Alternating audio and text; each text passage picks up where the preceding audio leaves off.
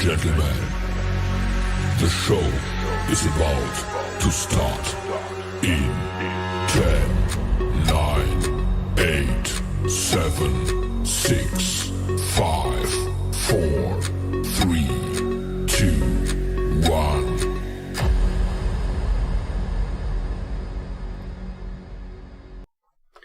Good morning, everyone. How's everyone doing out there? Welcome to another live unboxing with AstroPrinter. Just before we get started, if everyone give me some feedback in chat to say sound is good, video is good, everything sounded okay, the intro music and the countdown music actually played properly. I've been doing a bit of playing around with some settings, so I want to make sure everything's going well. So please let me know. And before we get started into this. And before we do, I want to say hi to who's in chat. So let's see who's out there. Let's see. So we have Jerry first in. Congratulations. Hey, good morning, Ron. How are you? Matt German, good afternoon, because it's late afternoon for you. Photo Manama. Okay, I don't know where you are based, but hi. I think, is that Anne? Oh, it is Anne. Okay, good morning. Good afternoon, Anne. How are you? Stephen Poole. Nadav, how are you, sir? How's everyone doing today? I hope you're having a good Saturday morning or afternoon, depending on where you are. Sound and audio sound good to me. Okay, great. Hi, Audra. How are you? So, good. Sorry, I'm looking over here because my chat's over here. Let me do a bit of reorg, actually. So, it's not... Hey, old curmudgeon, good morning. Do a bit of quick reorg on my screen here so it's easier for me to see what's going on. So, everyone doing well, I hope. Everyone's having a good morning. Cool, Anne. So, it's a nice, brisk, chilly morning here in Michigan. It's hovering around the freezing temperature, about 32 degrees Fahrenheit. Right now, it's most of the trees have lost their leaves. So this afternoon, before Jerry's hangout this evening, I'll be out cleaning up some leaves from my lawn, in my front lawn. Before it gets really cold, and I'm even tempted to start putting up my lights for Christmas, because if this is any indication of where it's going to get bitter cold in the next couple of weeks. So I did not watch the lunar eclipse, and that I've and the reason why is it was cloudy. I saw the last half of it as the moon was coming out of her shadow at about 5:10 in the morning through clouds. And in typical Michigan fashion, as soon as the eclipse was open or was finished, the skies cleared. Typical. Yeah, it's cold here, Stephen, as well. Repairing water heater, having to redo DuPont crimps on the fan. Well, that's no fun. But if that fixes it, we're makers, right? If we can fix it, we will. Okay. So that's cool. Hey, Chad. Good morning. Let's see who else. So yeah, I saw other people's images of the eclipse and other people's live streams of it. But yeah, I didn't get to see it myself because Michigan was buried under clouds. Oh, you saw it in New Jersey. Nice. Yeah, no, we had clouds. Half the northern states. People in the very north of Michigan had clear skies. People who are south of us have it. The band of clouds just passed right over us, and it is what it is.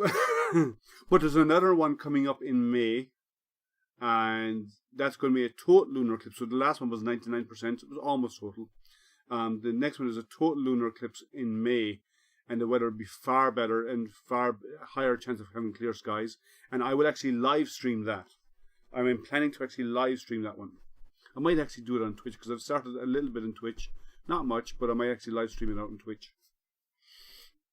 So let's see what else is happening out there. So we have about 8 people watching right now. Cool. Okay. So this printer, it is the Weedo Hephi 3. Now, I did open the box, and there's a reason. And normally I don't open the boxes, but this box arrived, and as you can see, it has 0 markings.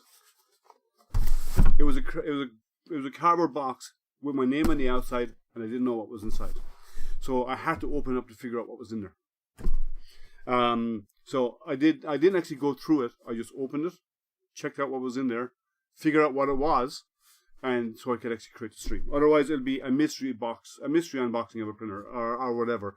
I could have opened it up and it could have been, well, I don't have young kids, but it could have been a box of baby's diapers. I don't know. So without any external markings, I had to open the box. And I don't think anyone would come on for a live stream of unboxing of a box of baby's diapers. So, so this I did open the box, and it's and I got some details of the printer. Again, there isn't a lot of information there. This is a beta machine. This will not be going into production until January, so it won't be available until January. I believe January or February of next year. So you're getting the first view of this machine. Nobody else has this machine, and I'm going to do some testing of this for them to give them feedback on the machine as well. So let's get it out of the box. Let's get it now. It does require some assembly, so it's going to take a little bit of time to put together. All right. So when you open the box, first thing you get is instructions. They're pretty good. They are just A4 sheets of paper, so there's no other instruction guide available, but there's a whole series of assembly instructions in the machine. And actually, let me go back to the back and let me see what it looks like when it's assembled. There should be an image of it here somewhere assembled, I think. I'm jealous you got to see it though. It does have a touch screen. I don't even know what board is in this machine, so I'll have to take it apart at some point and figure out what's inside. Yeah, there's no complete image of what the machine will look like either, so your guess is as good as mine. We're learning as we go. So we have the instructions. Foam padding, nice for the trash. It has a magnetic steel bed. I'm improving the design a bit over what I did 3 years ago. One of the two SSRs got too hot. Oh, that's because for your water heater. Okay. So it's got a flexible steel bed, but it's covered with this. It's got a Build-Tack surface added to it, which is okay. I'd rather if it was PEI, but Build-Tack is okay. But I would prefer a PEI surface on it over that. But let's see how it goes. Okay, let's take out. There's a whole pile of components in here. Let me switch over to my up-close camera.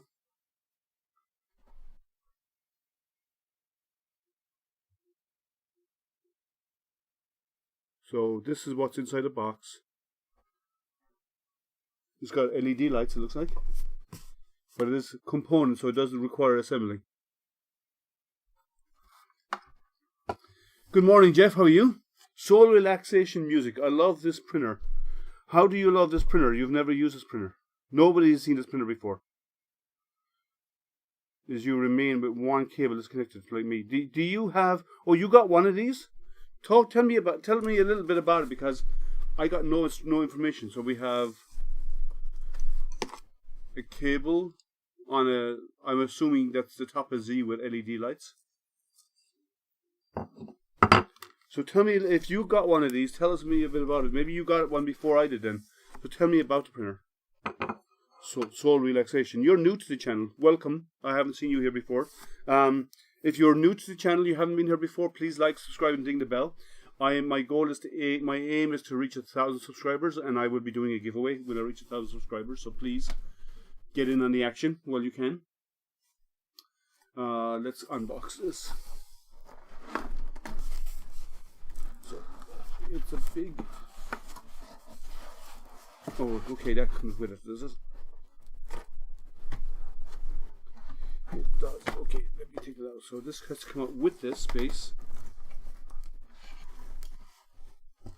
And this needs to come out as well. Okay. That's my extruder as well. Has to come out with it. Okay. Turn this sideways so I have room.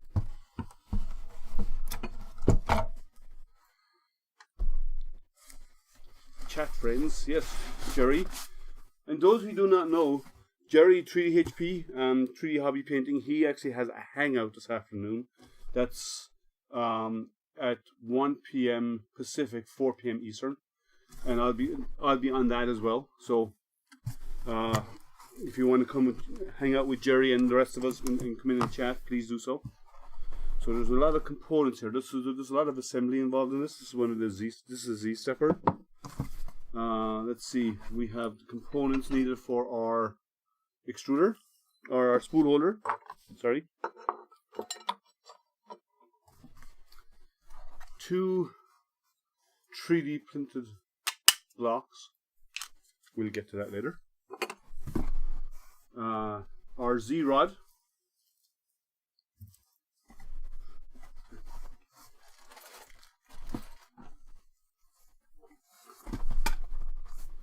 But we have a lot of assembly to do. We even have to assemble the x-axis of this. That looks like a in-stop. The spatula needed to remove the parts. An X or a Y belt, I'm assuming. I'm assuming X axis. I'm not sure what this black strip is for, but there's a black strip of plastic in there. You'll be there, Stephen? Great. Yeah, we'll see you there. The necessary bolts and so on. And zip ties. Tools. That include the power, which is a US power plug. Yep. USB, SD card reader, wrenches. We will get to all of those in a moment. And we have what appears to be 2 2040 extrusions, so they're probably the Z uprights, I'm guessing. Blocks are bed bug killers from back in the day. Are you referring to these, Jerry? Okay. No, they're 3D printed plastic, so they're not. Okay. Oh. More for the trash. Okay, now let's get into the build. So I have, it's a Bowden style extruder, and that's it here. And this is our extruder unit with filament runout sensor built in. It's a plastic extruder, but it's there, but it's okay. It looks like everything's connecting with a ribbon style connector on the back.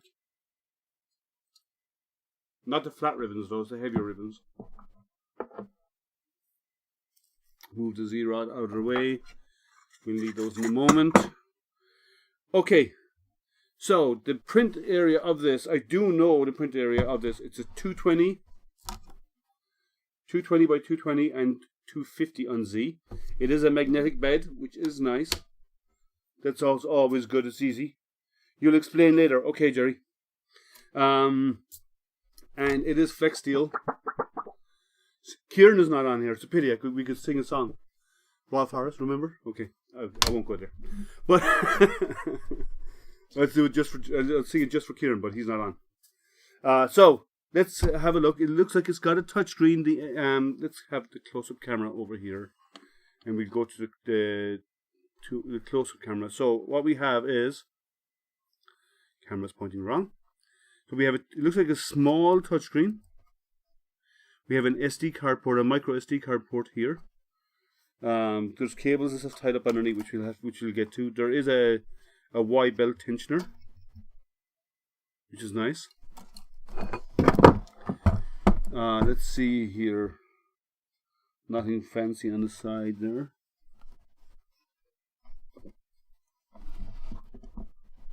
Power supply is on the back. It's already set at 115 for the US, which is good. It's not that heavy. It's just the way that the power supply is probably the clumsiest part. The board is mounted in here. We've got end stops. We've got a heated bed. Okay, so let's go back to our main screen. Okay, so I'm going to take this off because I don't need this yet. I'm going to put it out of the way because chances are it's going to end up on the floor, and I don't want that to happen. So we'll start with the instructions, assembly guide, and before we do that, actually, we need to unbag some of this detail. So we have our compulsory level cutters, power supply, cable, USB A to USB B USB cable, mountain of light zip ties, which I'm sure we will need.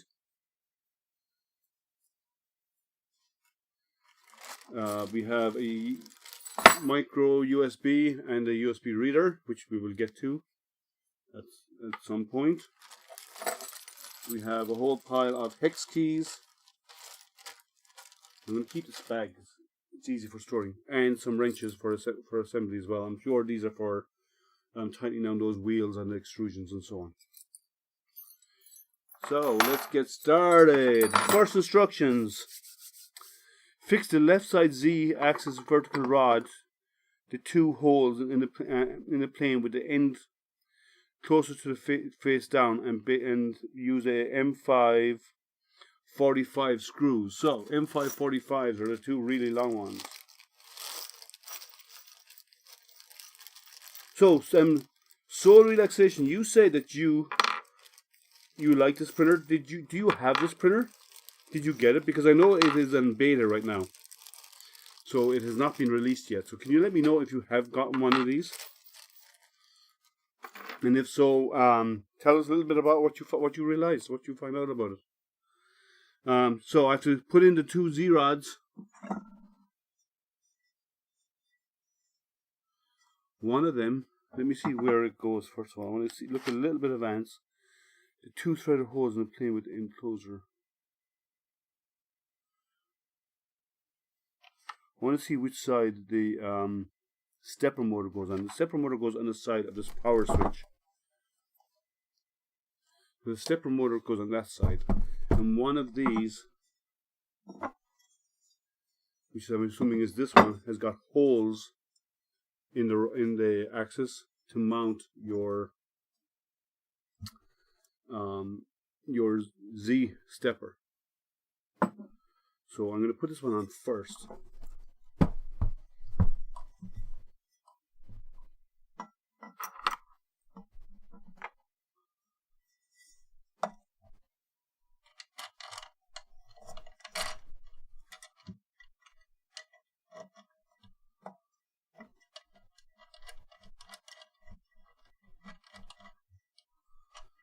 It's been a while since I've had a printer that I actually had to put together.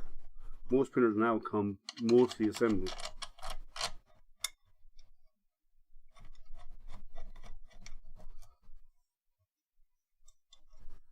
Now that cable is kind of...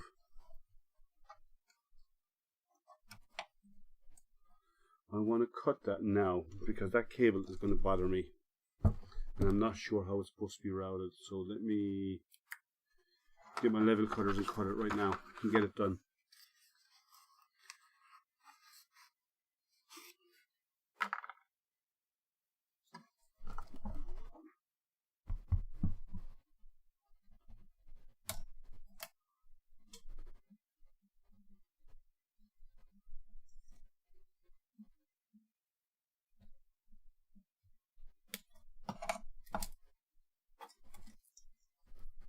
So that cable is looped.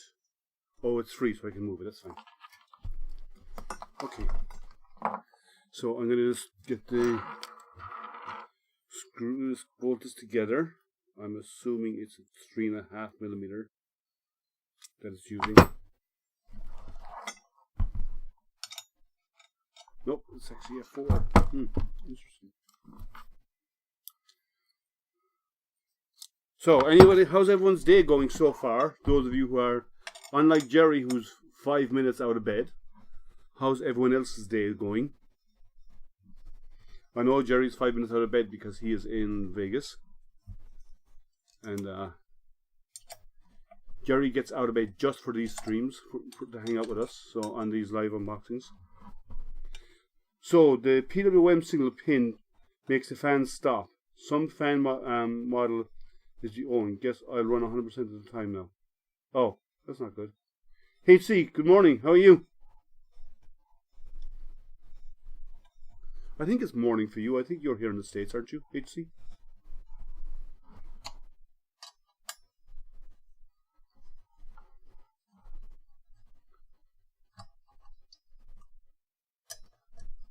locked in.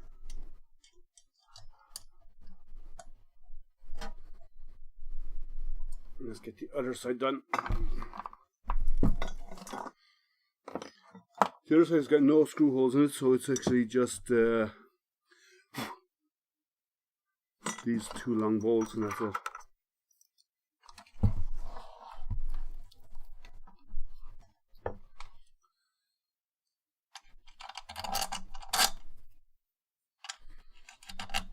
Yeah, you're in Georgia. Okay, good. So you are not experiencing the cold weather that we are up here in the north. Lucky for you being down south, because it is a chilly morning up here. It's nice and brisk. And I am not one for the cold. So even though, yes, I live in Michigan and I'm from Ireland, I spent a couple of years living in the tropics, and it's hard to go back to the cold. And I've been here for, what, 15 years almost? And well, no, 14 years. And it's cold. Cold is relative to you, though. What's your definition of cold? For me, it's 32 degrees outside right now. So what's your definition of cold down in Georgia? I would say in the 46. Yeah, that 46 in Tennessee. Yeah, that's not cold.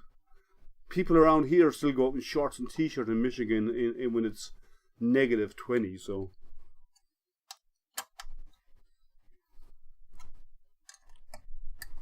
60, you see, that's not cold.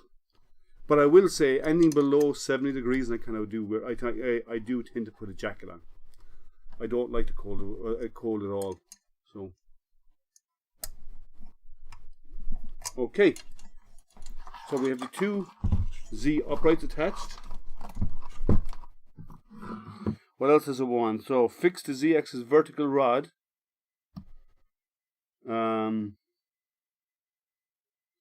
Okay, fix the Z-axis vertical rod. We cover that. Fix the Z-axis motor to the stepper. So they want me to mount the motor to the stepper over on the opposite side over here,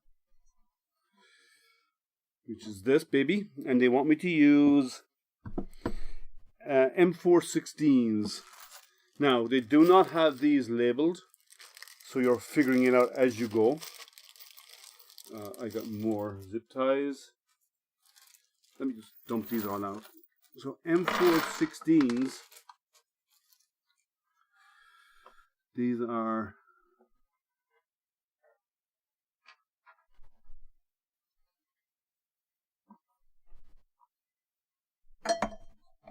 mounting it right here. Oh, let me show the close-up camera. I can show better. So I'm actually mounting it right here in the back. M4s, 16s, there should be two of them.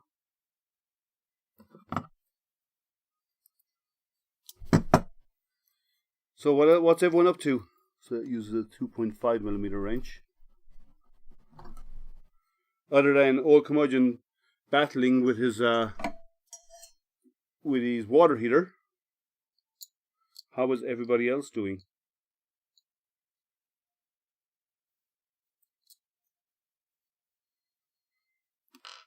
Anyone have any plans for this weekend? I'm sure everyone's getting ready, getting prepped for Thanksgiving next week. Those in the US. Well, these are the wrong ones, so should have come with the longer ones. So they should have labeled these, and they didn't. And I will feed back to them that these screws should be actually individually bagged and labeled, because it makes it way easier. Hey Cleomaz, how are you? I see it's another Ender 3 style printer. You know, the Enders aren't the first ones to come up with that design, but yeah, there's lots of Ender 3 style printers out there. This gets in the way actually, so this needs to be removed. Maintenance and cleaning of our printers, I'm assuming, Ron. Let me see where that goes on again.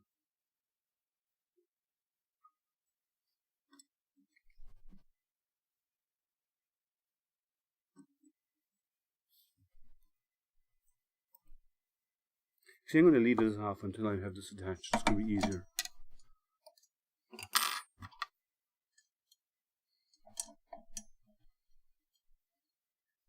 Everyone's getting ready other than me. Yeah, well, you're the one that's actually repairing your water heater.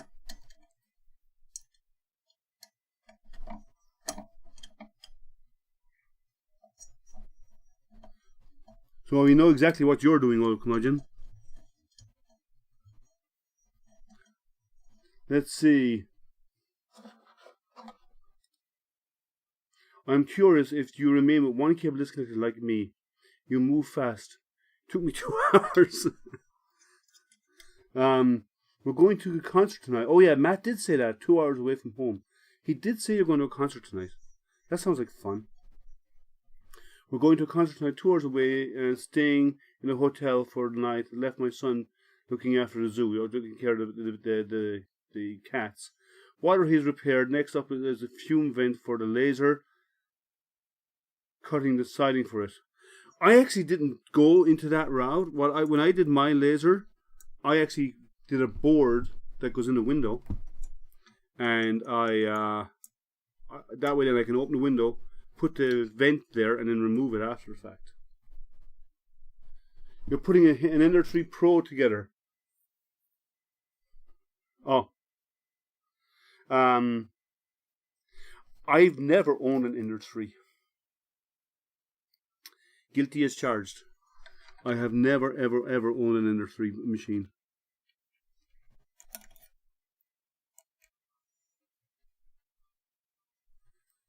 I have many printers, but the Enders have never been one of the machines I got. Well, the Ender 3. I have an Ender 5 Plus, which I absolutely adore. It's one of my go-tos. Oh, your garage is 100% walled. Oh, and if you had, yeah, pity, because if you had a window, you could actually vent through the window. That's what I do. Let's see what else we have. Okay, so what's their next instruction? I want to follow their instructions. I would probably do it myself faster, but I would like to follow their instructions to see how it goes. Okay, tilt. Oh, window. Okay, let's touch that. Tilt the machine and cut off the two. Oh, that's already done. Cut off those zip ties. Pass the light bar connected wire and a Z-limit switch connecting the wire through the inner side of the Z-axis vertical rod. Oh, so they want to put it through the inner part of the Z-axis vertical rod. Okay. On the same side, it looks like. Sorry. On the same side, it looks like as the Z-stepper. I guess. So they want to put this light switch. This is the light bar. Now, this is just an LED light stuck on, and it's probably like a mod that we would do. They need to improve that. That's going to be flimsy, I think. Was $99. Well, if it's $99 and it works and it prints fine, who cares, right? In all fairness, who cares? Let's see what this is. This is Z. I'm assuming that's a stop of some form. I'm looking at the cables here. So we have X-axis, unmarked, ribbon, Z. That's a Z stepper motor, I'm assuming. Let me flip this over. I'm going to figure out how they're referring. They need a bit better description about mounting that light. So we have we have a power port there. That's 3-pin that matches this. So I'm assuming the light will go on with this cable running down the side here. So let's mount it that way. And if we're wrong, we can change it. And how to attach top bar. The LEDs do more than just light. It looks like they notify you about things from the printer. Well, that's good. That's what the new Prusa XL does as well. The lights change, telling you the print is done and the status of print.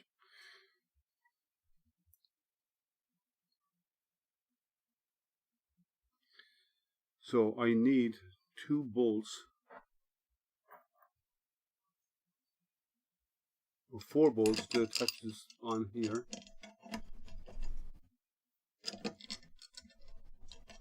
So what do you think, solar relaxation, when did you get this machine, first of all? And what do you think of it? I'm curious to know your input on the machine, because it sounds like you have it, you've already built it, which is interesting because it is a beta machine. But I'd like to know your input on the machine and what you thought of it. Yeah, the Prusa XL, you know, I wouldn't have a justifiable reason to buy one. I think if you're a business, the Prusa XL has its place. But for home users, starting at about $2,000 for the basic machine with a single extruder, for that price, I could buy, for $2,000, I could buy the rat rig. Why would I go with a smaller machine when I can go with a rat rig? So that's my opinion on that. But they are solid printers after you print some upgrades and convert to clipper. What machine are you referring to, Old Curmudgeon? Are you talking about the XL Prusa, or what are you referring to? So I'm just putting it on the top of the Z axis. Easy enough to fix. LED lights is underneath, so it can light up your print area. And according to Soul Relaxation, where are you based, Soul Relaxation? I'd like to know where you were based, because you have a bit more information on this than I have. High rat rig is under. I expect a high-end rat rig for under 1800. Yeah, exactly. So if you can do a rat rig cheaper and it's a bigger print volume and it's a high-end with all the bells and whistles, why would you not go that route? That's my opinion. Okay, so this cable comes down and connects with this cable, and the way it's aligning, it doesn't make a lot of sense, because the way they've shown the image here, they wanted to run on the inside track here, so if I do that I have no way of holding it in there, which is probably why they have that little strip of plastic to hold it in place. You built it today, printed a few things. I love the prints. Just slice and cure and print. Oh, you're from Romania. Which part of Romania? I've been to Romania. I'll be testing and reviewing for the Prusa XL with my friend here in Vegas gets his. Yes, you did mention that, Jerry. That'll be cool to see. So they want this to be passed down through the inside and out through this corner, I'm guessing. There's a little corner cut out here at the bottom. Let me see if I can show you here. Right in here, there's a corner cut out where cables can pass through and underneath, which is nice, but I think this cable might be a little on the short side to make that happen, to make it all neat. But let's see. If you don't, okay, I'll be testing the review of the Prusa XL with my friend. Okay, Jerry, we'll cover that. If you don't consider your time for assembly and tuning, that is, Prusa is for slice and hit print people and pay for convenience. You're in Bucharest. Okay, I've been to Bucharest. It's been a long time since I've been to Bucharest, but I've been there. I was over there I was worked in automotive for years, and I was actually spent time there while I was with automotive, because there's a lot of automotive factories over there. I don't know Petria. I don't know that location, but I have been to Bucharest. So it's also saying that it's the Z switch. It also wants to run the Z switch up in here, which doesn't make a lot of sense. I'll come back to that in a moment, because I don't like. Because it says here, pass the light bar connection wire and the Z limit switch connecting wire through the inner side of the Z axis vertical rod. That means passing these cables through here. but I'm assuming that's going to get in the way of your Z-axis motion. So I'm going to wait until I get the Z-axis attached before I figure that out. Smash the like up button, guys. Yes, I agree. Please do. I want to get to 1,000 subs so I can do a giveaway for you guys. It's hard to get companies to give me enough material to do giveaways unless I have enough subs. And I'm hovering between 500 and 600 right now somewhere. The sooner I get to 1,000, the sooner I can start giving away. And when I hit 1,000, then it'll be easier for me to get more and more giveaways for future streams. Thanks for that, Jerry. So it says here, cut the PVC board, put the black PVC board in to block the light bar connection and the Z switch.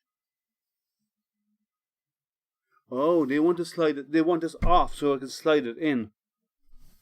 So the Z switch. Where are they mounting their? So this cable is going to come up. I don't understand how this is going together. They want this slid down on the inside here to hold this in place and to hide this. Now, if you ask me, this should be on the outside because this is going to move up and down, and on this unit is going to slide up and down on the rail. And you want your Z switch to be coming up underneath that. And you can't do that if it's in here.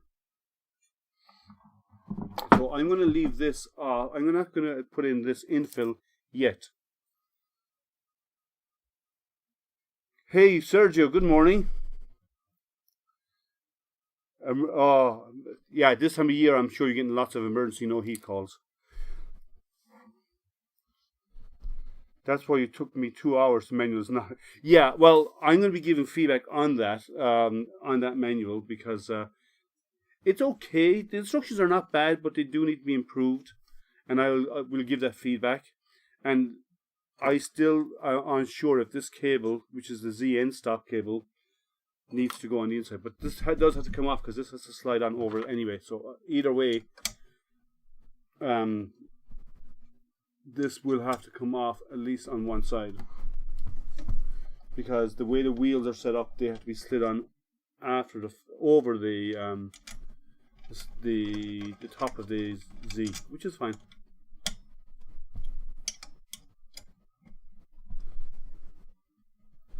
It'd be much better if these ribbon cables and these other lights were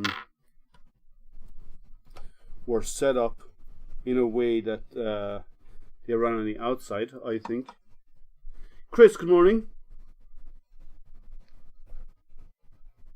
I'm building the Hephi 3 from Weedo. It's a 220 by 220 by 250 FDM printer, and and it is a beta machine. So we need to do a bit of figuring out on the build because the instructions need a little bit of work, I think. So they want this cable fed in here, these two cables fed in here, which doesn't make a lot of sense. One does, the other doesn't.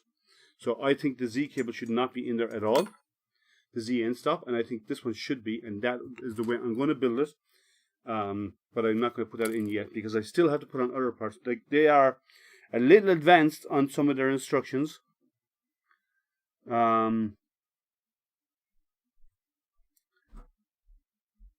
Yeah, they're running all of this up to the top. Let me see. Sorry, just let me read these. 1 second, guys.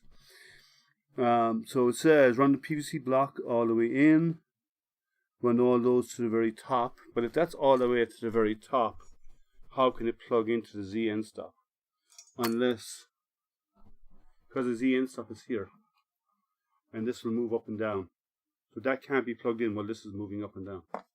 I'm going to leave this cable out and I'm going to put the other one in there just for the sake of being tidy. But before I do that, actually I can do that part of that now. So this is kind of an awkward build, I think. But I basically want this slid in there, which is nice. It works. It would be better if this was in there all permanently, and then you just did. See, that doesn't go on very well either because of that. And then you just had a connector up here, it'd be nicer. That's the way I would have done it. Okay, so in the meantime, you can hang that there. And we're going to put on our extruder.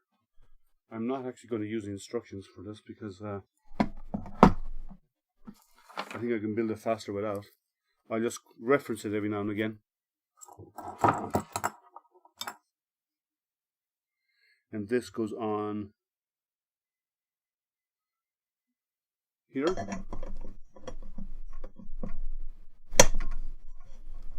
Well, that's nice. Nice tight fit. Nice and snug. This one, see, that doesn't work.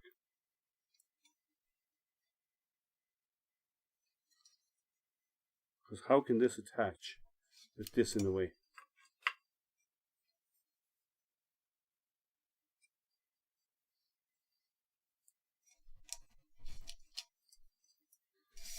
Okay, I'm done with that. This has to go on first before you do that other part.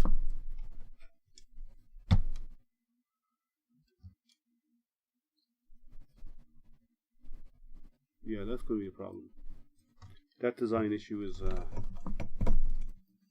it sounds like a great idea, but I don't know how you're going to pass one unless you pass it manually through here. First, which you'll have to, get the cable on the inside.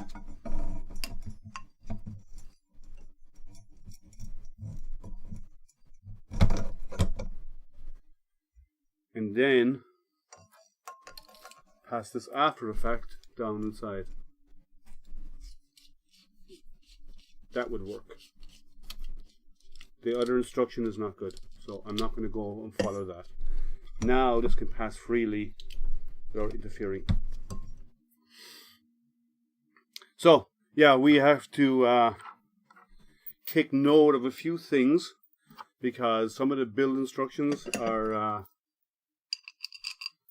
leave a little to be desired. Well, and it's not that bad. It's just I think their instruction order needs to be questioned a little bit,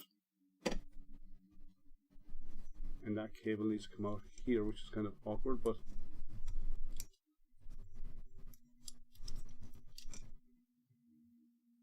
I can feed that all the way in.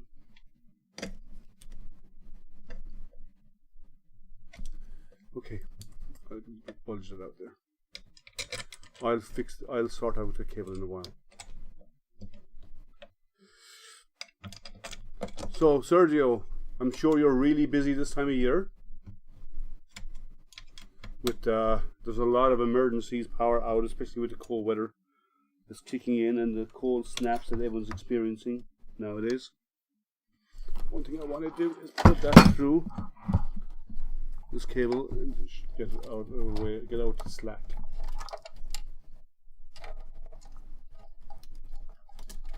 There, that would work better. Get the slack out of the way. There we go. The wheels on the other side are backwards. You actually might be right there. I wasn't looking.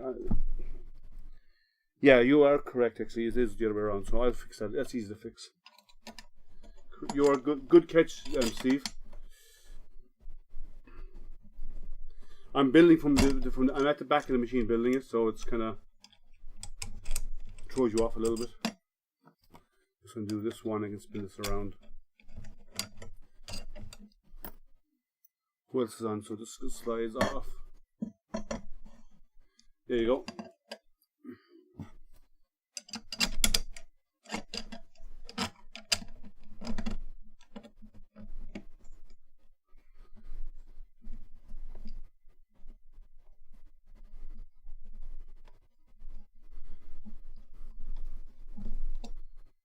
The easiest way to do this is this way.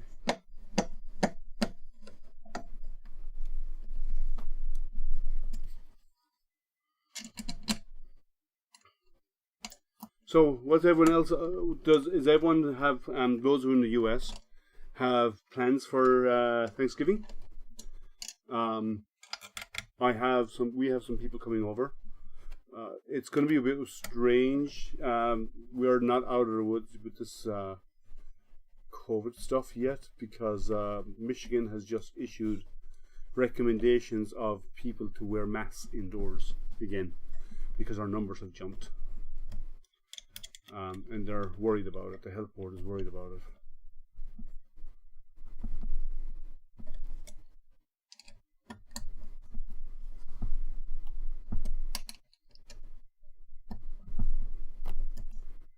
Okay, that's on.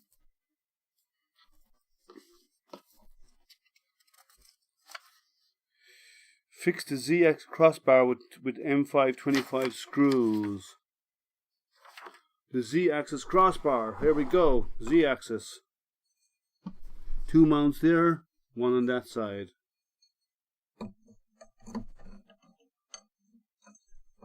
This side is countersunk.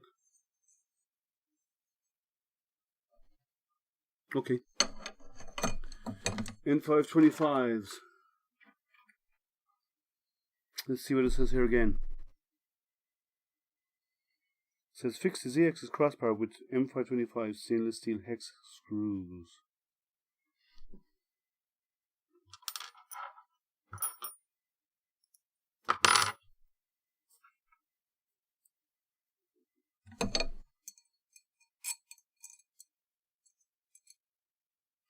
Actually, I shouldn't be putting that on.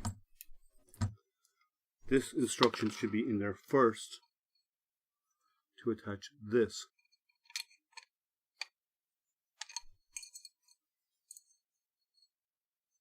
I'm sure the aren't his right way around. It's this way.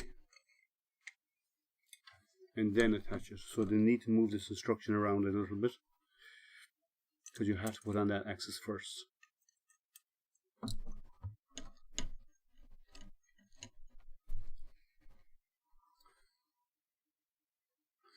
I have no issues looking like a ninja going out. Yeah. So you can. You want me to move this? Actually, let me go back to the. Yeah, I can do that. Just give me a second. Close-up video. I can move this. I can move this over here, and you don't care about it if you see the back of my head. How about that? How does that work for you, Steve? That better?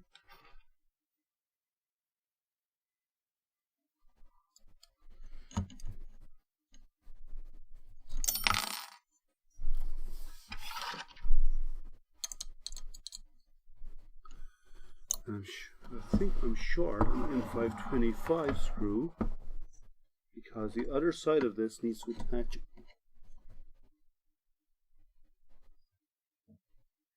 How is that attached, the other side?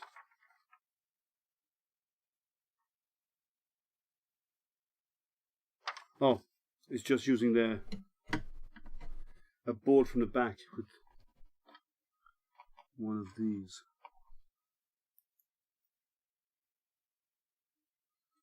Okay, so this just slides in that way. Okay, that works.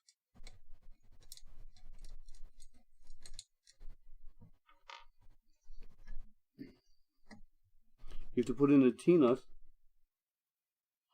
attach the other side of the X-axis with a T-nut into the extrusion.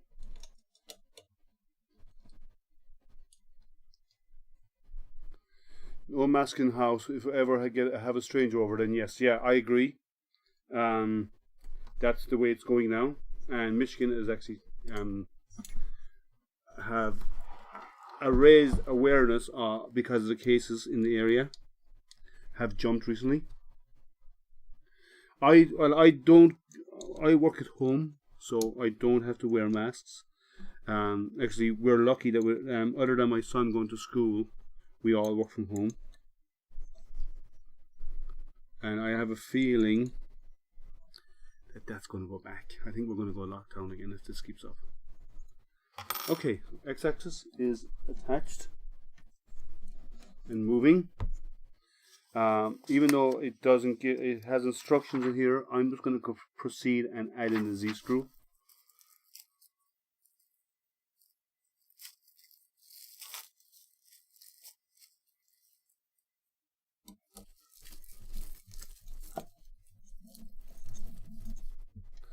And before I do that, actually, now I figured out what these blocks are for.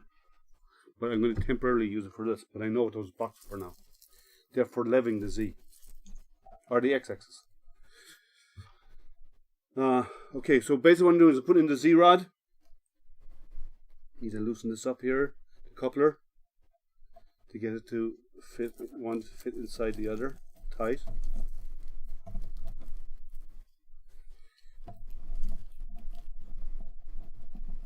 Get it all the way down.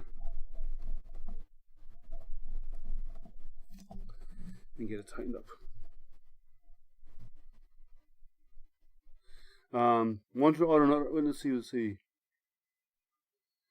Here is mask inside and out. Yeah, well, we're going back to that now.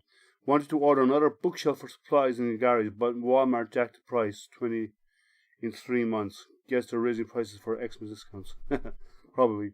I saw a guy on a motorcycle with helmet and put his mask on. Well, yeah, but maybe he's a delivery guy and he never takes his off, so he's always going in. I don't know. My wife works from home. Both my 18-year-old daughter and myself have to go to work.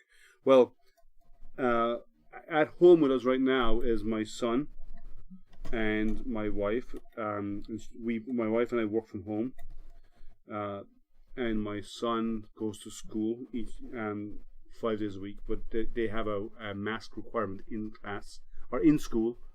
Masks are compulsory, which is a good thing, I think. Okay, that's that done. Let's see. We'll see you later. Okay, Matt, take care. Have you won't be on Jerry's show. Well, okay, that's fine. We will see you later on. You know where we are, and have a good show. Your first ever concert. I was shocked that you've never been to a concert before. That's kind of cool. Oh, I knew I forgot something. You know, I think I might just go with my own instructions on this, and just refer to their instructions every now and again. This is my belt. So let me see how the belt is attached on the inside. Okay, we got hooked loops. Okay, that's good. So let's get this mounted first.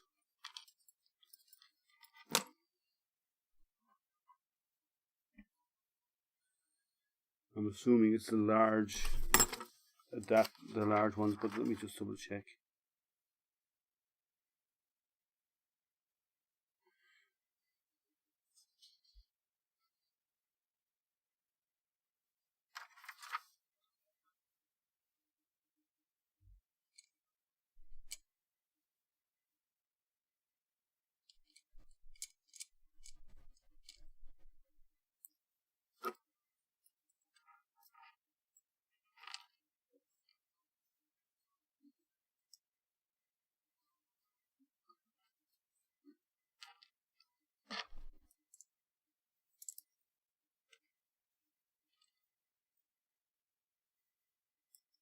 I'm just putting on the x-axis tensioner. It only attaches on one side, which will skew it a little bit. I think that should be modified to attach both sides, but we'll see. I put the turkey in the smoker already. That's about a week early. Chris, Tim, good morning. Chris Mink, you slept in. It's okay, we won't hold it against you. Sleeping in is a good thing when you can do it.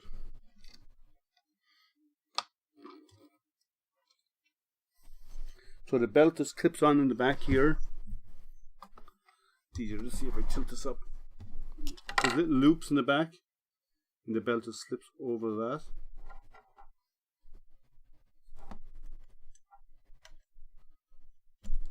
Ensuring the teeth are upwards towards the idler, and then it comes along. Oh, I see what they're doing. So I need to do one thing with this.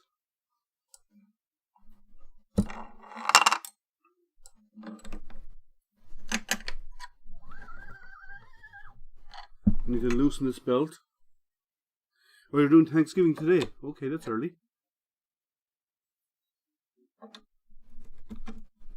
Loosen this.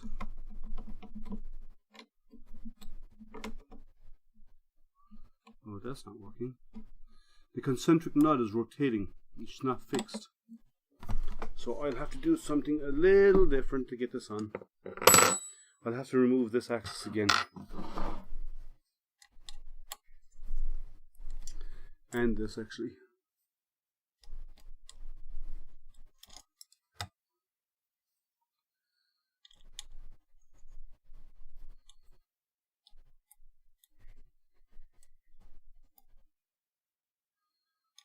These days are longer and I get more done. Getting up early is good. I like my normal day is I am out of bed most days at 5 a.m. So that's my normal day. Saturdays are an exception to a point.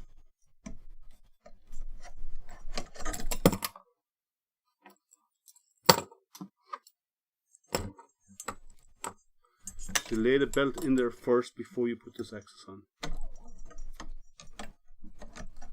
I thought there was enough room to pass it in after, there isn't.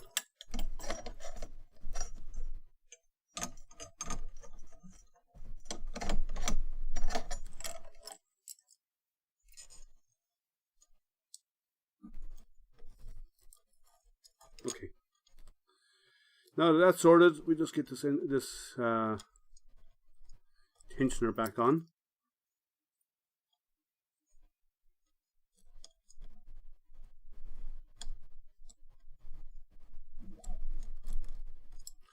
It's easier to take it off. Oh yeah, the trial results. Yeah, that's was there trouble overnight? I don't know. I haven't checked the news today to see if there was any problems from it. Yeah, when you're up at, see, the difference in Vegas is it gets hot, really hot during the day, so you start early and finish early. My father worked construction and he wasn't up at 3:30 in the morning, so times like the different air environments will change that. Let me see. I have that on. I have this on. I need to attach here.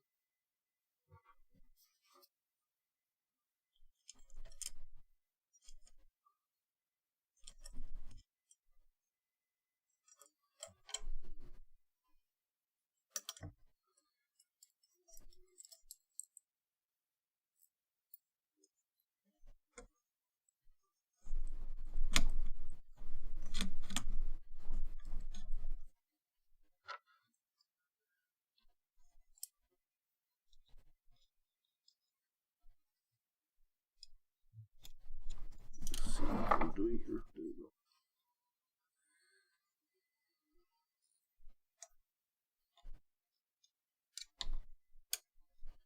Yeah, you have a lot of you have temperature in the middle of the day to deal with in Vegas, so my guess is you wouldn't work through that heat. So it was quiet last night. Well, that's good. Hopefully it'll won't turn into a bit of a debacle that some people are worried about.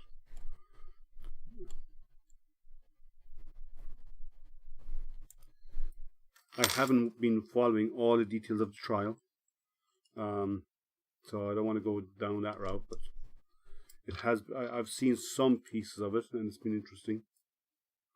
Turkey's in the smoker. Okay, well, take care of your turkey. And having an early Thanksgiving is. See, I won't. My daughter will not be flying in until the end of next week, just before Thanksgiving. So we won't be doing the Thanksgiving thing until she gets home.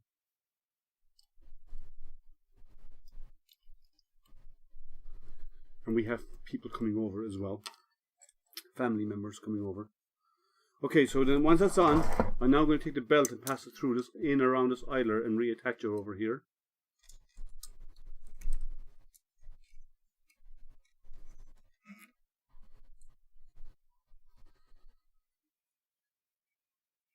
Hey Macro, or Mr. Camo. Who? I don't know. Who are you? Who's Mr. Camo? I don't know that handle. Explain yourself, sir. Who's Mr. Camo? Does anybody know him?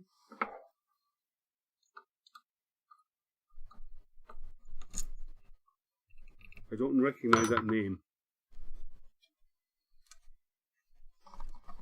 Maybe it's somebody we know and he's just given himself a title and it's new to us. I'm assuming it's that. I need something to grab this. Oh, it's Denny is Mr. Camo? Oh. I thought you went by a different name. Going by your YouTube that you are about to start.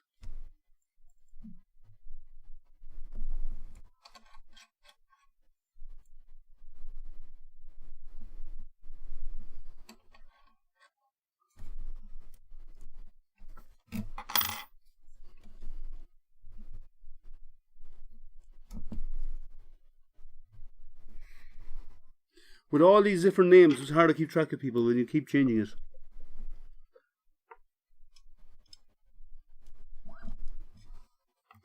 Right, the x-axis is on. I'll attach this in a moment. Let's get some tension in that belt.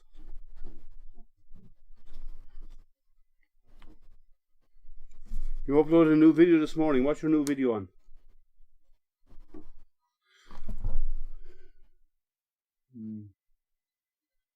Off center, but okay, it'll work. I'll move that idler in a while.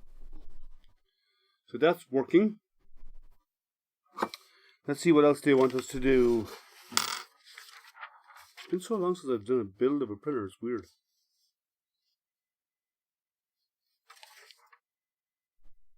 Okay, we've done that, we've done this. Now they want us to level this. Okay, so these white blocks actually go on. Let me spin this around here. They get one gets put here, and one gets put here, and then you bring your Z down to it. So your X down to it, and you use them to level your axis. So we will have to do some adjustment by loosening the concentric nuts, bringing this level, and then tightening them up on that. Let me loosen that one here first of all. We have to loosen them both.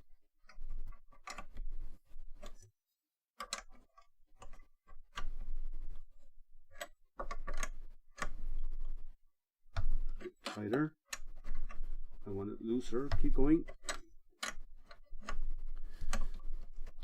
Oh, that's better. Okay, and this has to be loosened.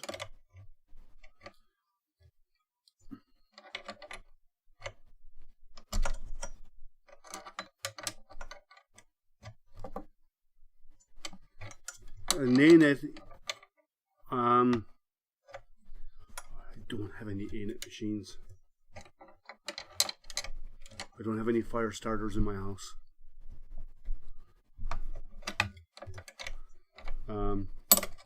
Unless you were talking about the CR6SE and you're at John's house. Those who don't know John is a YouTuber called Tripod's Garage, and he's had the worst luck with printers. I mean, the worst luck I've ever seen. Let me get this tight in so.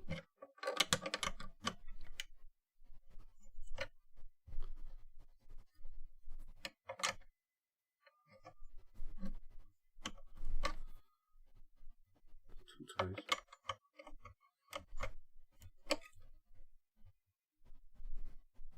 Not perfect, but let me see if I can adjust this side by doing this.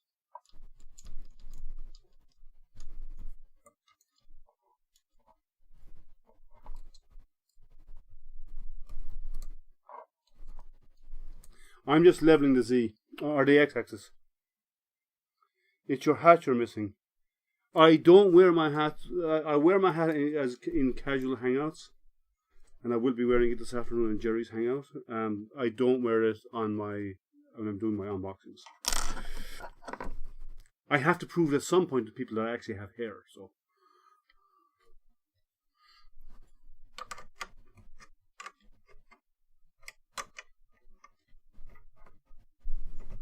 I'm just adjusting this to make sure the tension is good on all the wheels. Right, that's okay. This is okay, I think. A little bit tighter.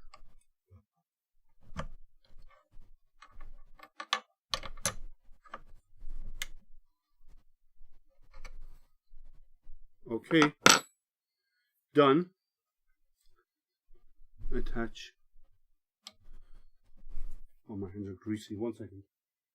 My hands are a little on the greasy side from handling the Z-screw. Let me clean my hands with some alcohol.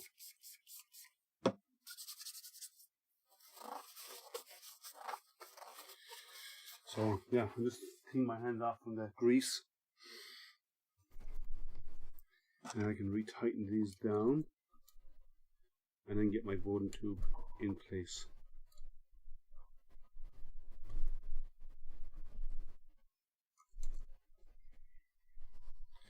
I know a few people by heart. You know, I'm glad to be getting to know a lot of the 3D printing community. Yeah, it's good to, well, the one thing you will find, Denny, about the 3D printing community is people are very helpful. Well, most. And most people are not toxic-minded, where they will go out of their way to help you. You won't, is not always the case. This is kind of in the wrong spot. 1 second. This clip is in the wrong spot. You can't get that to attach to here.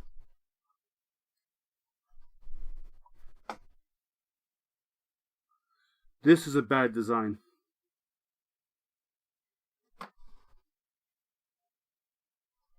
And I'm wondering, can I move it? I'm going to move this. Sorry guys. The extruder is set up so when the filament comes in, it comes in here, which means the PTFE tube is going to get in its own way. What do you guys think of that? Let me go close up. So, extruder is mounted with the cable, and this comes in here and comes over this way. Now, I personally don't like that. Having the extruder come from here around, let me show you better, over here to here. This is going to get in the way of their Z-axis. This should be coming out here, I think. And I'm going to try it as it is, but chances are I'm going to rotate this 90 degrees and mount it differently, because I don't like the way it's mounted right now. That's just my opinion. Attention on the hot end rollers. The hot end rollers are good. It's a little bit, but I'll fix that. I need to move this up in a moment. And now that we have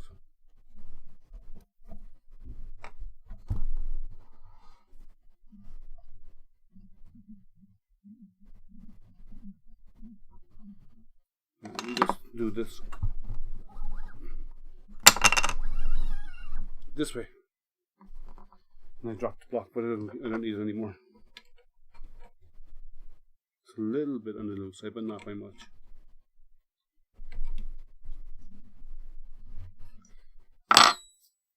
Can it be rotated around? It's got 3 mounting screws.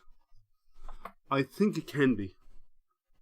I don't like the way it is, because when you reach the top of Z, that's going to get in the way. This is a little bit too tight, is it? It is a little bit too tight.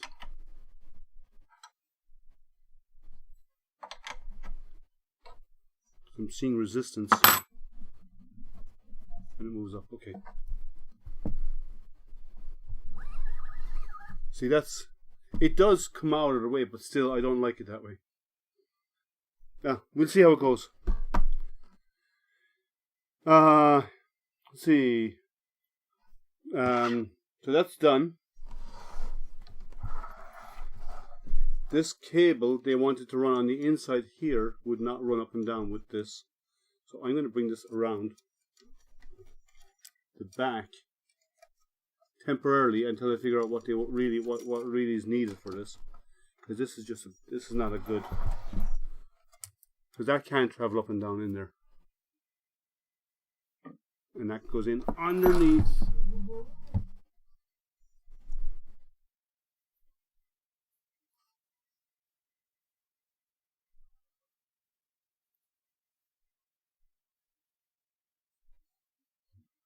What is the wrong cable? That's.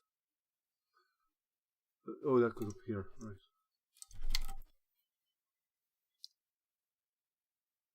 Yeah, this cable will not work for the way they designed it. This will have to be moved. Actually, I'm going to move it now. This will have to be brought around on the outside here, out of the way.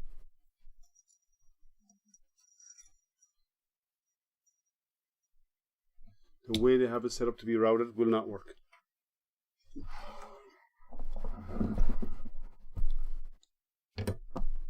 I'm Irish. I've moved around the world for work, but I moved to the US about 14 years ago. So this is the Z cable, which is barely long enough to connect. Yeah, I wrapped it around the Z because make it easier for me, but the way it's set up, this actually should be, I think this cable should actually be harnessed via the ribbon that connects up here, and it should be all routed through that ribbon, because the way it is right now, it's not going to work. We also have the X-axis motor.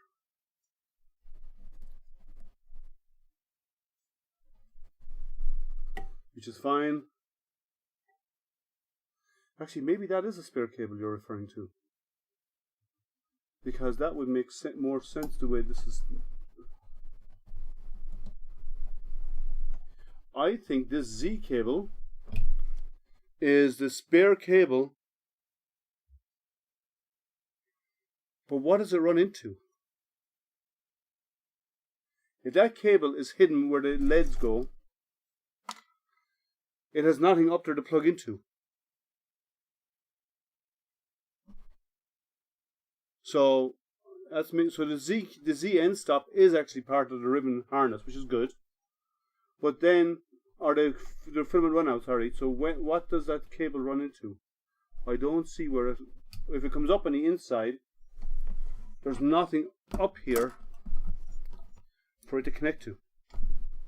Oh, is it the? Is it? No, that cable's run. That cable's run all the way back. So, dual Z spare? I don't know. It doesn't have an indicator about what it says Z on it, but there's already a Z, and there's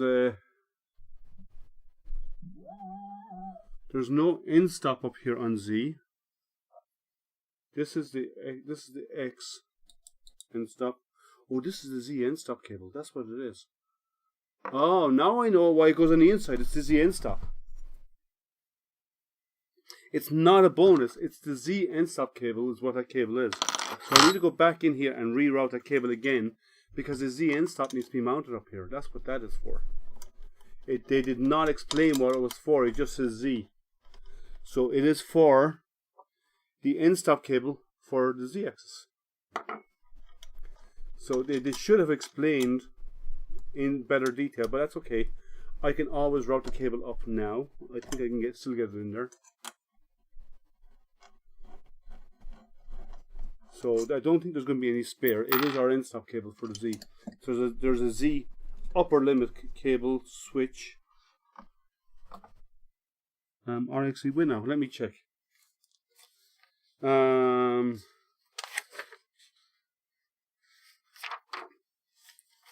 This is attaching all of this. You'll remain with one cable disconnected. And that's weird that it does that. So it is a Z upper limit switch. So there is a Z, this is a Z switch that goes on top that stops the upper travel of Z. So instead of having a Z end stop at the bottom, it travels up to the top of Z, hits its travel, and then returns back down. Which is an interesting idea. So that's how it works. So and I don't see a limit switch on the bottom for Z because it uses ABL. That's the reason why. So let's see if there's any unconnected cables when I'm done. But now I know what that extra cable is, and it should be. They should have described it a lot better, because it makes us question its function.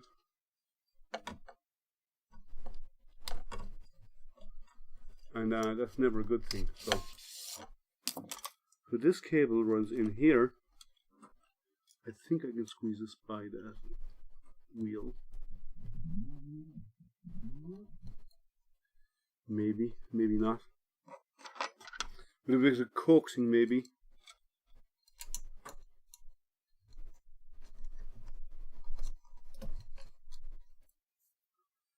Don't tell me I have to take this off again.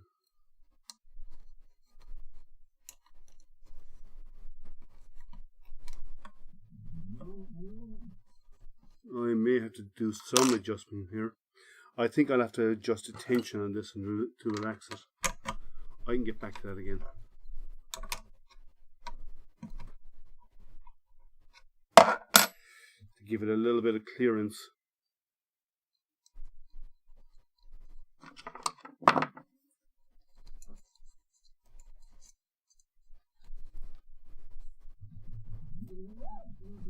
There we go. Push through. Yeah, they did not describe what this cable was for, and it made me question it. I questioned the instructions somewhat.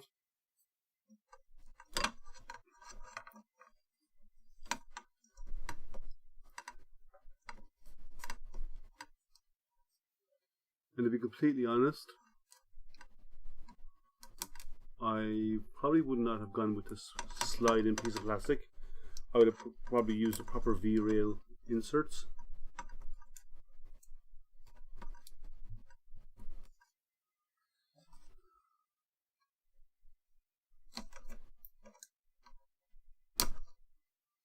Okay, this is bad. Cut this off. We will remain with one cable disconnected. Let's see. Do you know which cable that was? Was it the one at the top of Z, the black and white one? If it is, I figured out what it is.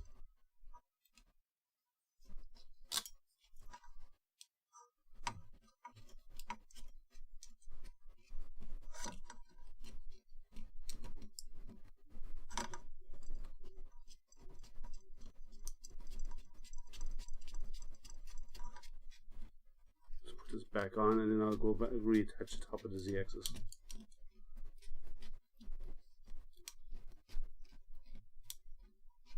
These would be better if they were push inserts than what they're using, I think, anyway.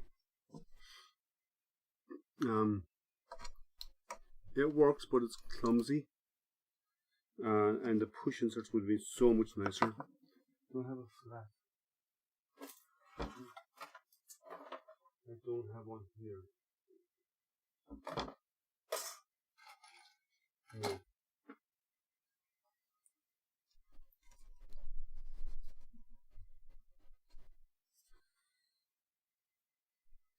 Oh, there's lights on this, actually. They come with lights along the top of the Z. Now, I'm not a big fan of. Some people like it for doing motion and doing like all of that, the stop motion builds and so on. Personally, I don't see a need for that, but that's me. I don't do a lot of that type of stuff.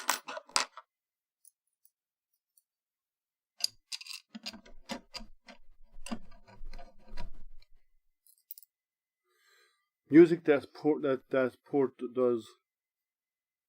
What port? Yeah, that's what I would. For the first thing I would do is I check the main board to see what port it goes to. But let me get this sorted and get that cable in place. They should have explained that that cable was for what that cable was for, and they didn't do a very good job of it. But that's feedback we can give them on making it better. Yeah, if there's anything left over, I'll go back to the board and I'll check it out. So we'll figure out what that extra cable is, if there is an extra cable.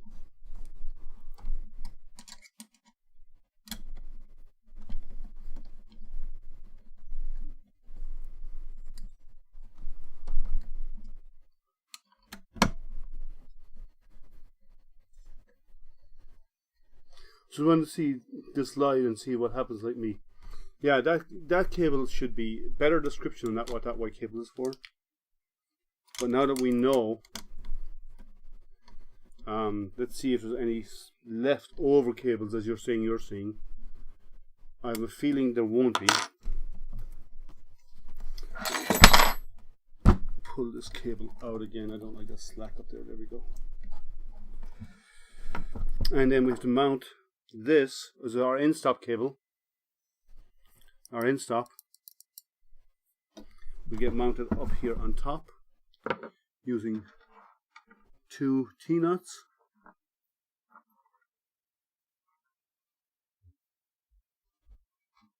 These are longer, so let's go to longer ones.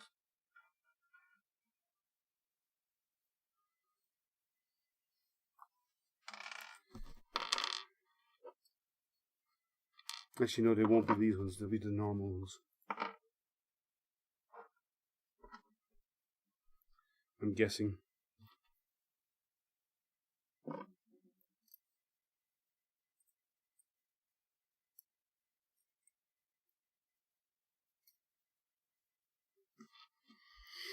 So, any questions so far, guys?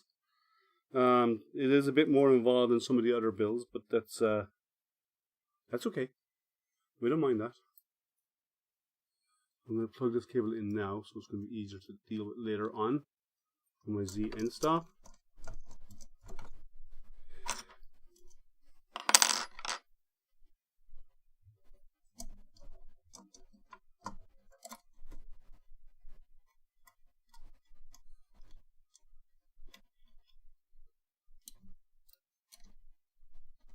So its travel limitation is defined by the Z end stop going at the top and the ABL on the side, on the printhead.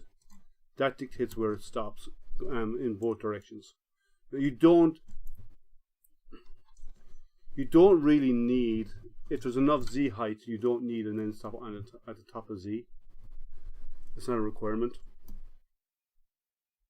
Yeah, I will do a test print when this is over. Once I have assembled it, I will do a test print for sure. That's what I do with all my streams. And I want to check one more thing. Since I took this out, where did I put that other block? I dropped it on the floor a moment ago. Oh, there it is.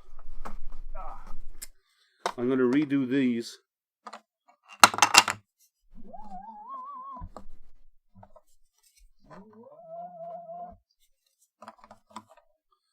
Because I want to tension that one, because I loosened it a moment ago.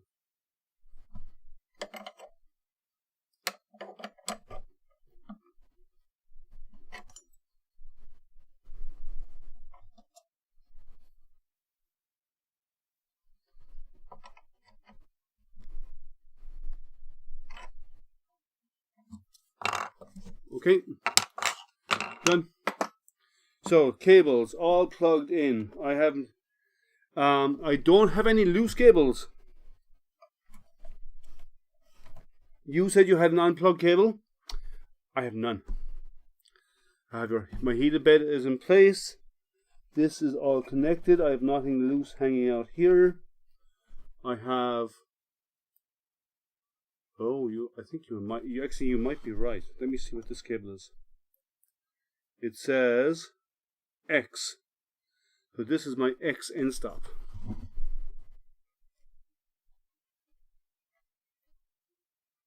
So let me untangle that and plug in. So if this is the last cable, and I believe it is, I have no loose cables. Everything is plugged in. Oh, there's one in the back here which is was not connected, but it's my end stop for my y-axis. My voltage is at 115. So, oh, I got a problem. I just noticed an issue here. One of my cables for my LED lights came out. So you can show you a close up here. This cable came free of its connector. So let's see if I can remedy that. Because that is for the lights. I don't actually, you know what, I can go without the lights for now. I will leave it disconnected. I will investigate that. I can replace that connector with one that with a better one. So other than that, I have no loose cables. I did not connect up the LEDs because one of the cables did come out of its connector. I will redo that, but that's an easy connection to do. Just trim off the wires and recrimp it. And once that's done, I'm done. It's built. We have an assembly printer. So let's get it there. It is already at 115 volts. We have power. It is connected. Let's get the print bed that's over here. Let me get this cleaned off actually somewhat.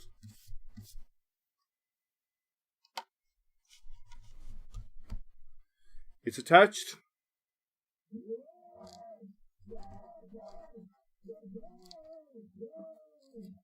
I don't like the routing of these cables under the x-axis, under the y-axis. Not my favorite layout, but we'll figure that out. So everything's connected, and I need to have some alcohol so I can clean that bed off a little bit.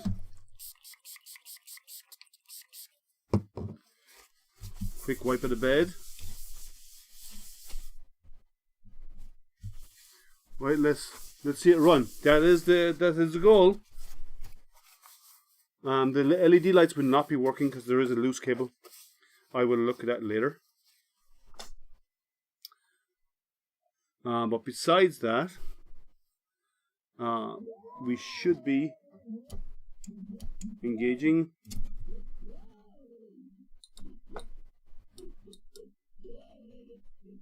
Feels stiff. Maybe I have it too tight. Let me adjust that a little bit. It feels very stiff. Before I power anything else up.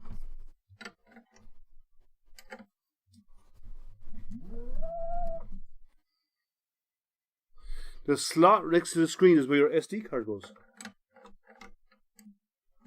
I believe.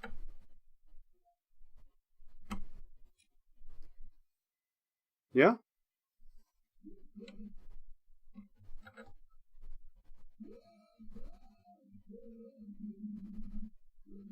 Something's rubbing, I think. We'll get it working and we'll see how it goes. Yeah, the slot is where the SD card goes in by the screen because there's nowhere else for an SD card to go that I can see. Okay, let's hope we don't do a John. We've got life. We've got no smoke. So we're not doing a John stream today, a tripod stream, and we are up and running. So let's put these aside. I have to tidy up cables and stuff. I'll take care of that later. I want to get this thing operational. So let's bring over my close-up camera, and we get a look at the screen. So choose a language. We cover English, German, Spanish, Chinese, Japanese, Italian, and French. So we're going to go English. Did I not touch it right? There we go. Wi-Fi settings. You can set the files to 3D print wireless. Oh, it's got Wi-Fi. That's nice. I have a TF card here. I haven't opened it up yet. I do have a card there. So I'm going to say no for now. I'll come back to that. Quick guide. Let's quit the quick guide. I don't care about quick guides. We don't do quick guides. Come on, guys. We've done this before. So we have print, prepare, settings. Let's go with our settings. Info, language, and Wi-Fi. What else is in there? We have post, runout. Turn runout sensor on or off. Filament runout sensor on or off. One thing that did not come was filament. It came with no filament. So I'm going to turn filament runout sensor on. What's locked? After the child lock function is turned on, if there is no operation for 30 seconds during the printing, the screen will automatically lock to prevent children. Oh, so it has a screen lock feature on it, a safety feature to prevent kids from touching the screen after 30 seconds. That can be handy if you have really young kids. But ideally, you shouldn't have young kids near a printer anyway, but I like the idea of it. It's a nice idea to add. Power loss protection, enabler turned on. It's off by default. It should always be on, I believe. Diagnosis, what's this? The troubleshooting function will help you test whether the motors and in stock. That's nice. I have another Weedo printer, the X40 IDEX printer, and it does that as well.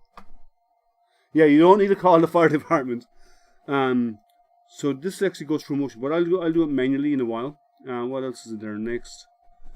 Parameters. Oh, that just gives you a readout where you can actually load and save and back up your machine settings, which is your stepper offsets and your all this other stuff. Nice. Okay, so let's go back out of here. Go to prepare. Filament, temperature, jog. Let's go to jog. Let's check our axes. So x-axis.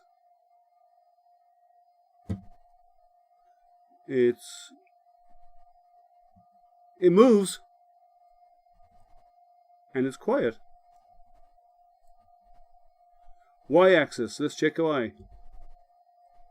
It's very quiet. Can anybody hear that? I'm right on top of it, I can barely hear it. Mine is broken, it did not start printing with runout activated. Well, we'll find that out in a moment. Maybe you didn't have your runout sensor plugged in. Check to make sure that. And then we'll try our Z-axis.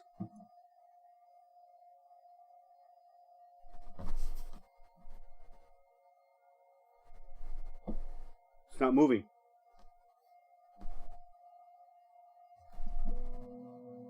So when it homes to the top of Z first.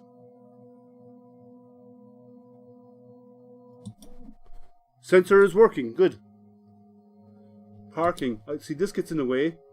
This needs to be up more. That's unusual. It homes to the top of Z rather than to the ABL on the board. Interesting. Now I have another Weedo, as I said, and what it does is it goes to the top of Z and it uses it meets resistance, so it stops at Z and then comes down and then probes the bed. So this is different.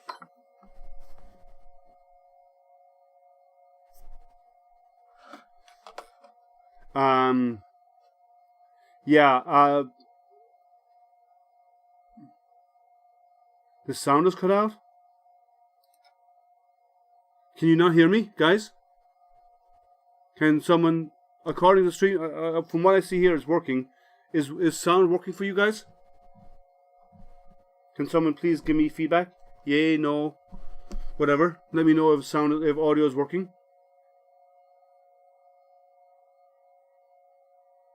And solar relaxation, using it's that word that your last post was blocked. Let me just type here to make sure everyone can see me.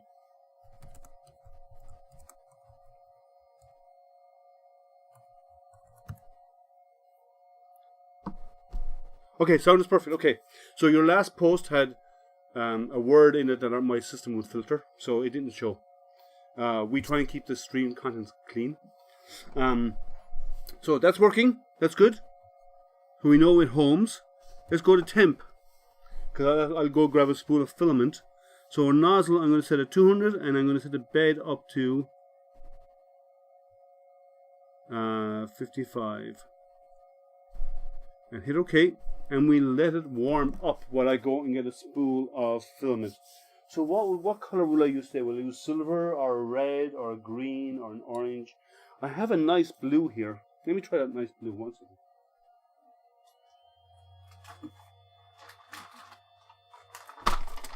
It's a silk, but it's a nice silk blue from Yusu. I actually like their filament. Now silks inherently have issues, but when you get a Yusu, you actually get a resealable bag with it, so you can actually put it in there and seal it up afterwards and keep it dry. Filament. Oh, I never mounted a filament holder.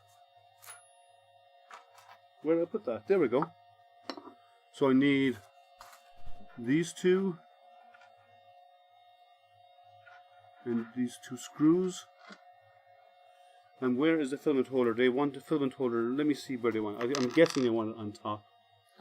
I don't like the idea of putting it on top, but I will if I have to. And actually, I have two bolts in the way to stop that happening right now. So.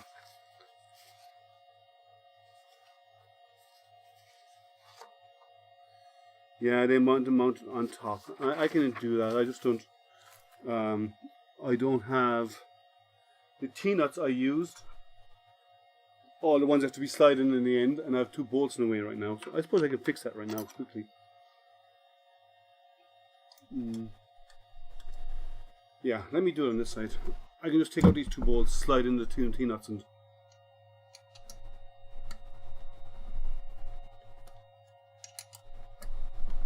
these bolt heads will get in the way of that. If they do this at the end, it's fine. Easy fix. But it's a quite nice, quiet printer.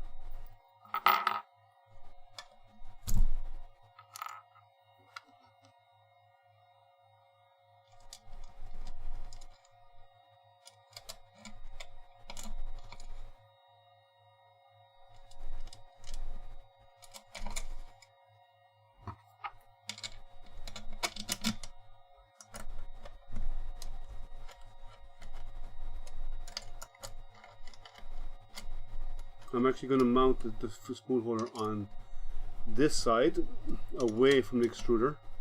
Or no, I'm going to put it over by the extruder, sorry. Just give me a quick second to attach this. I forgot to put on the spool holder.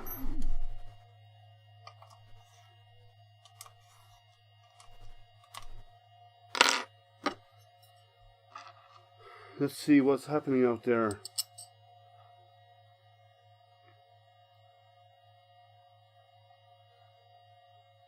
So you have a cable that has nothing to attach to. That's interesting, because all of mine have mount points. So it makes me wonder what your cable is. Your spare cable. My guess is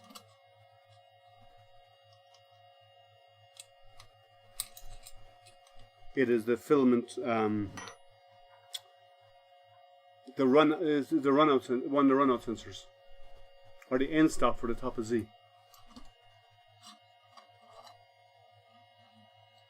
I think it's aligned, but let's find out.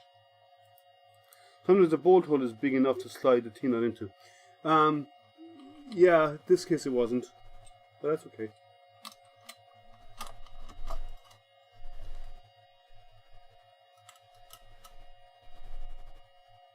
Actually, I want to slide it over more.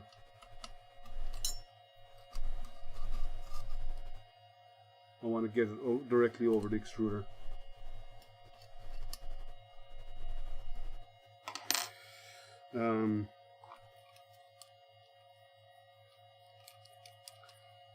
So it's a nice quiet printer. It's reached temperature already. So let me get this attached.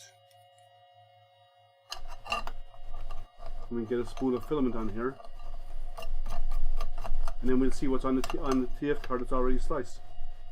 Hopefully there is a pre-sliced file, which makes this way easier. Now I don't know how dry this material is.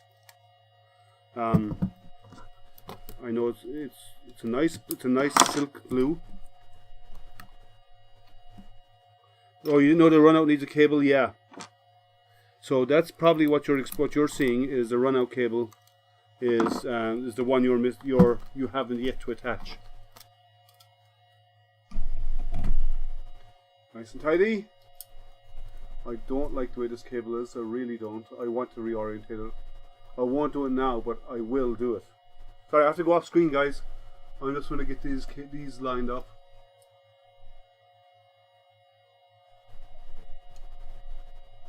I'll turn it this way so you can see. I'm just trying to get a filament mounted in here. Cut it at an angle.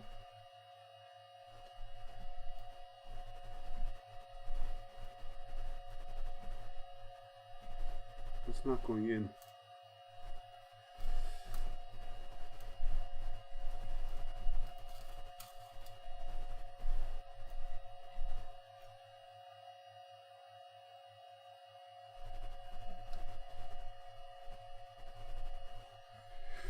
I have to do this to see what's going on the inside.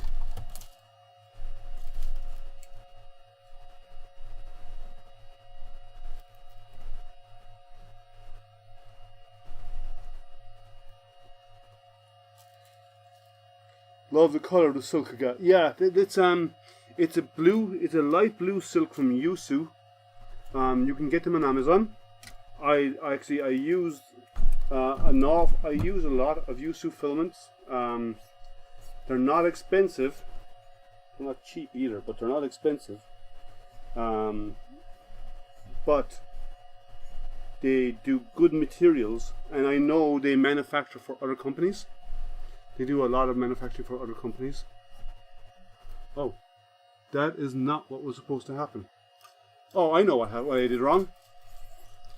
Idiot me forgot to connect the other end of the tube. I thought I had it plugged in, but it must have popped out. So let me fix that. Actually, the grommet came out. One second, guys. I knocked over my camera. Let me move my Z down.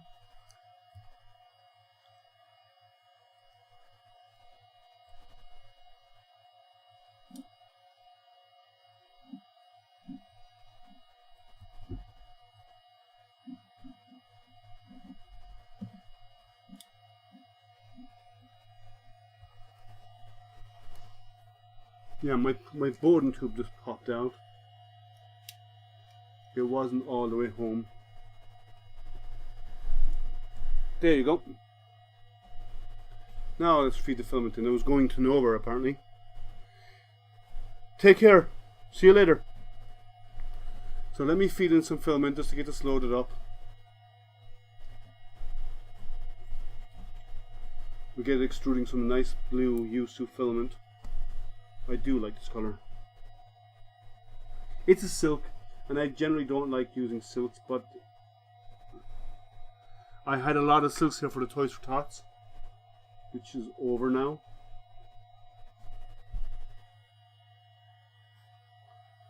It's extruding. Right, let's get going now. Let's get this on the go. So let's get the TF card, which I left. Which I thought I left over there, and I must have knocked it on the floor. One moment, guys.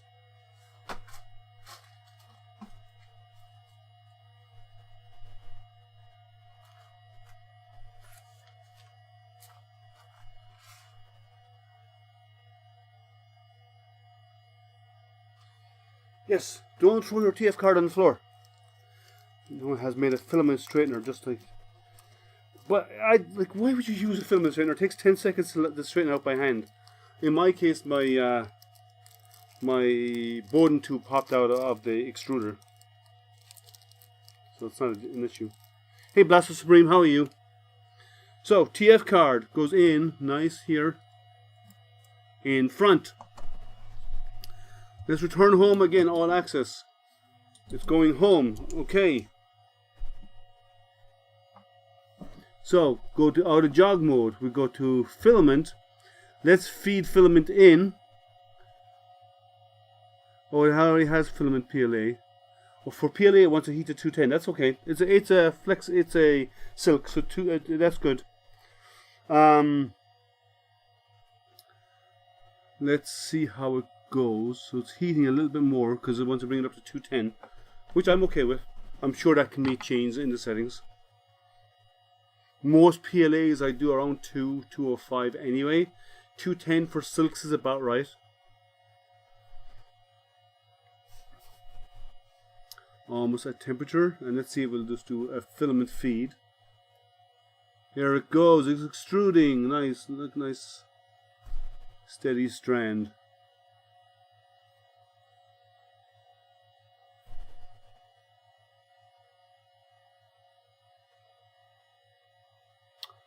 Okay, so we are working. It's extruding. Pressure is equalizing.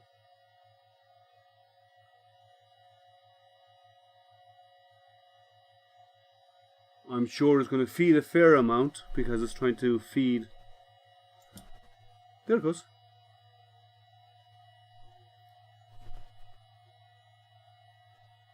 Right. Nice. Oh, there's a bit of strands there. Let me get those hairs out.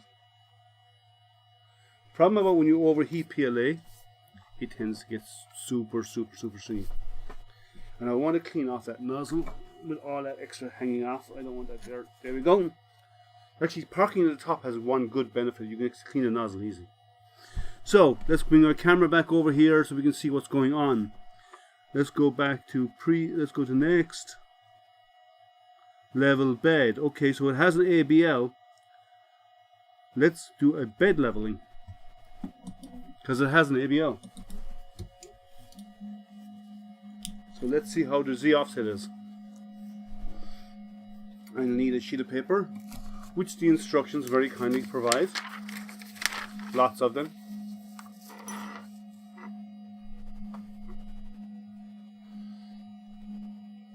So you can see what's happening here, and you can see what's happening here, guys. I need to keep the machine here so I can actually see what's on the screen, but you should be able to see both screen and what's happening on the screen. Oh, let me get it lined up.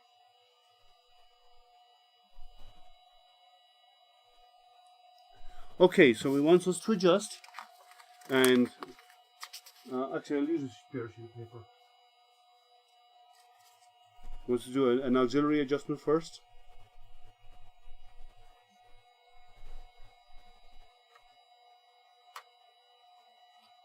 This is similar to what the Weedo X40 does. With an X spot.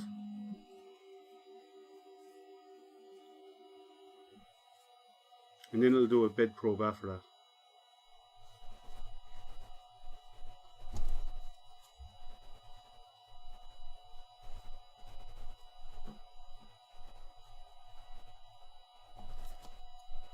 Oh, it's going the wrong way. Never said it was. So I was just turning it the wrong direction.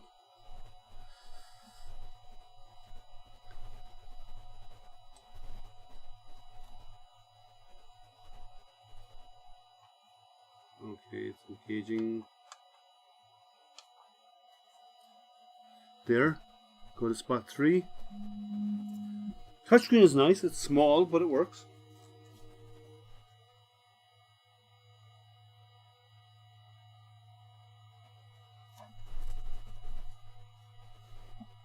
If you have big hands, it can be a bit of an inconvenience. Sometimes I have to touch the button multiple times for it to hit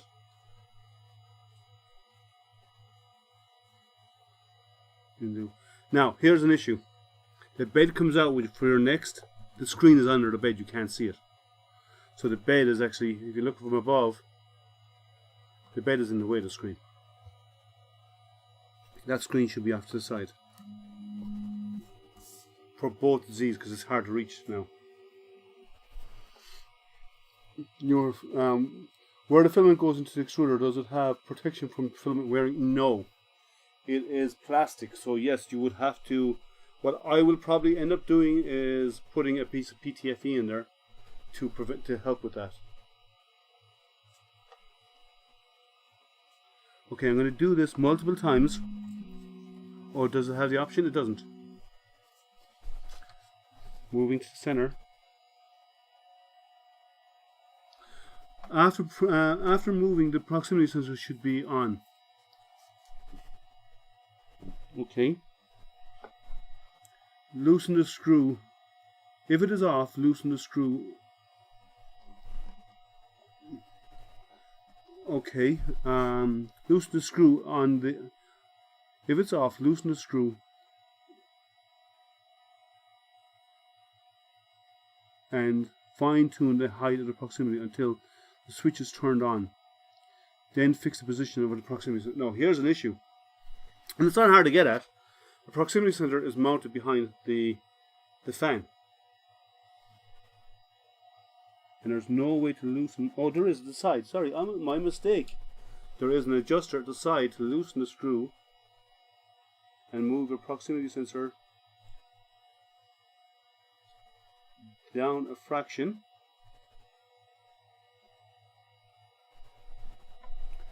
Won't move. Is there more than one screw? There is not. There is only one.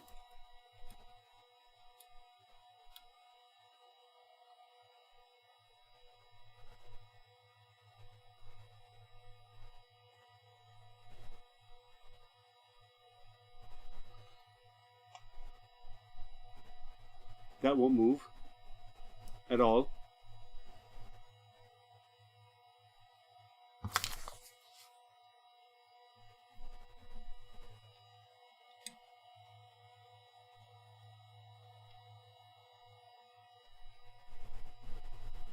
It says to move it down. I can't.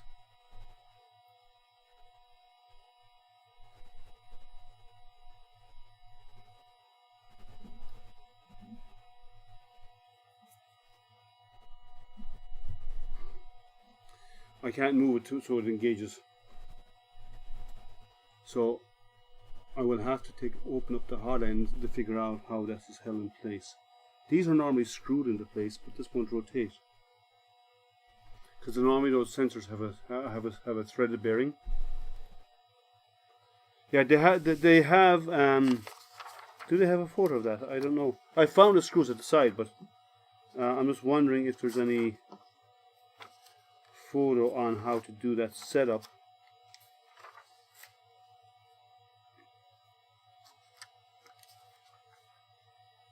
No.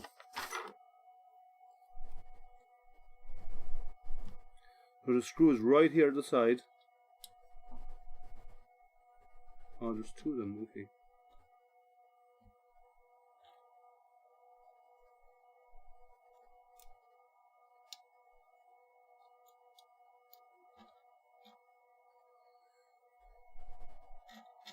So the proximity sensor is not coming on.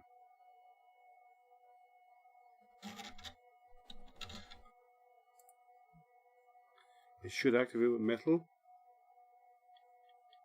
and it is not activating.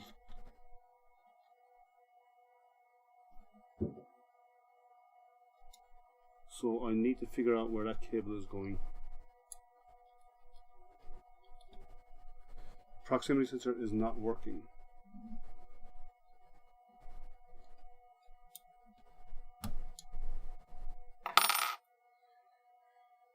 It was back here.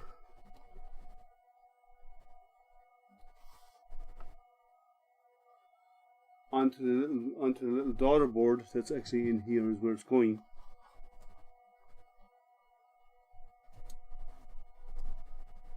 So I need to power this down, and I need to have a look on the inside on because the proximity sensor is not activating, and it's probably either a bad sensor. Oh, there goes my filament, which is fine. I can always take care of that, but it's the sensor is going onto this daughter board, and it's hidden underneath. Actually, I can show you where it is. Watch this. I got a new toy. Let me show you this, guys.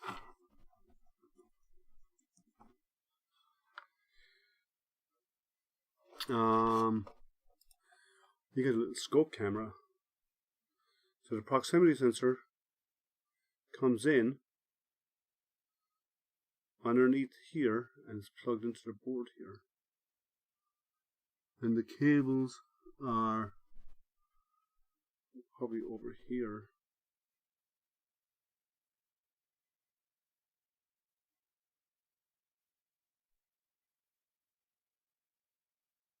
So there's an unused port there. And I'm wondering if that's what we need, what's not plugged in. So let me go back to the main. Oh, I didn't switch over, I'm sorry. So I have a little camera here on the scope. And this cable is probably what I'm looking for. It's not plugged in. You see that one there? Unplugged? I'm guessing it needs to go in there. And it wasn't done. So let me come back. Let me go back to the main screen. That little scope camera is nice. I like it. And I'd have to strip this apart without this, but come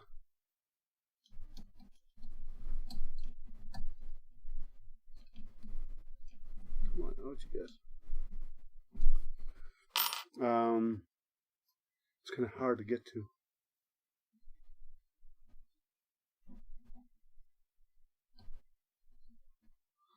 So it's a brown, red, and blue. I think that is the proximity cables.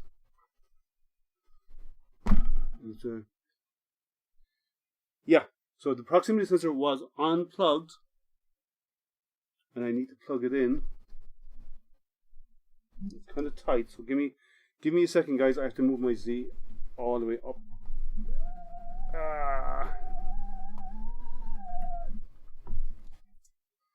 It plugs in here to this little daughter board, and the sensor was unplugged. So if you're having a problem with your sensor, it's probably that. Let's try this again with the sensor plugged in this time. Now I need to pull out that Bowden tube because this is all melted. I'll have to redo this connector in a minute because the cable snapped when it fell, or the filament did. Top of Z, engage. Good, good, good.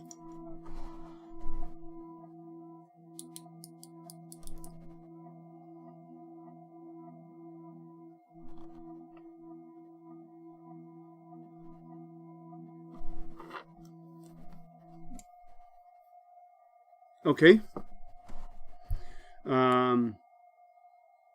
Okay. So I'm going to preheat it again. Prepare. Filament. Oh no, I don't want to do that. Filament. Temperature 200, and I want to set this up to 55.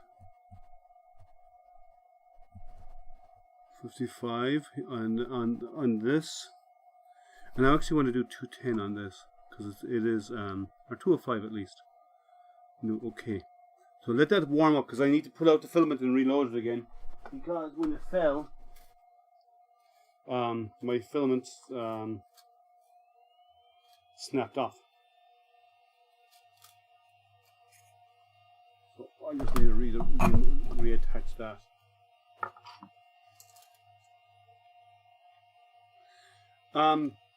When you tell it to go home, it homes at the top of Z.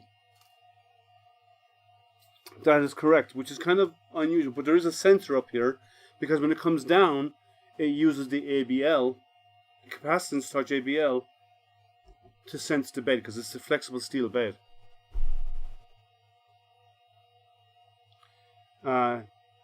Yeah, I moved over. I do have a it's kind of hanging off the side here. I do have a probe camera, so you can actually get close-ups and stuff into awkward places.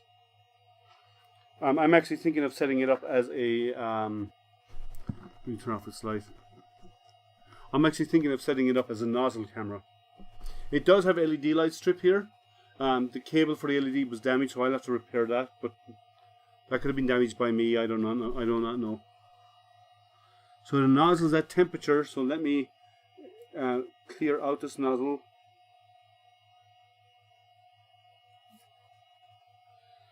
Out of the old stuff. And put in my filament.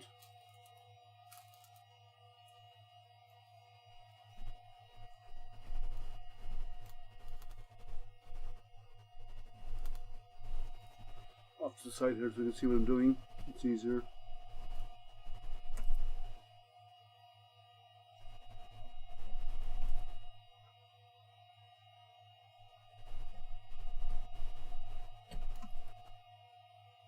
Sorry guys, I'm just floating the filament in.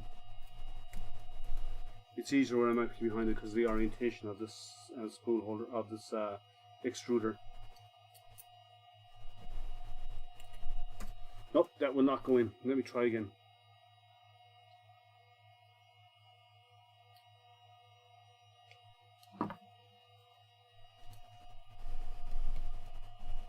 That works. And I forgot to reconnect this when I disconnected it a moment ago.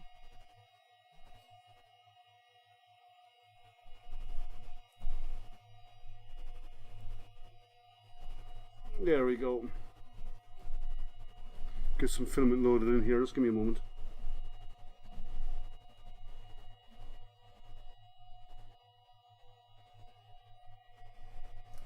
We're extruding. It's a nice blue. I like this blue. Okay. So we're at temperature. So we go back.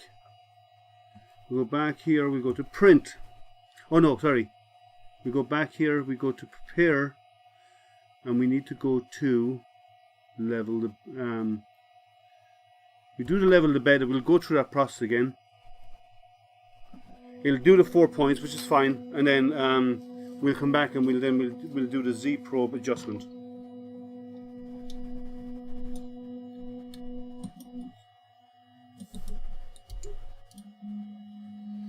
Seems like it was a waste of wiring. Add a switch to home at the top.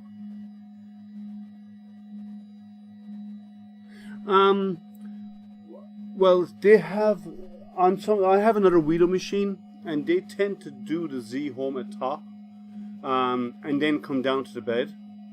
And because they're using ABL on their machines, like the other one I have is a Weedo X40, which is their IDEX, and that also homes in the same location.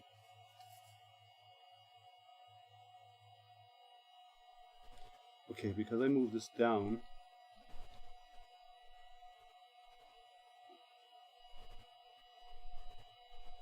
it's a bit tight, so let me adjust this again. 1 second.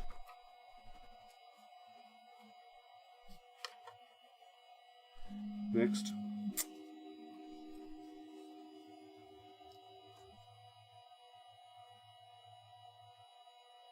Okay, it engaged that time. So you can see the lights coming on. That means the ABL is doing its job.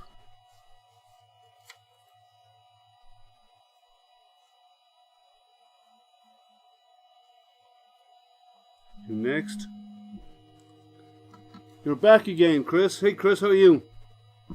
1 hour into smoked turkey is smelling awesome. Added more wood chips and spit with lemon water. Nice.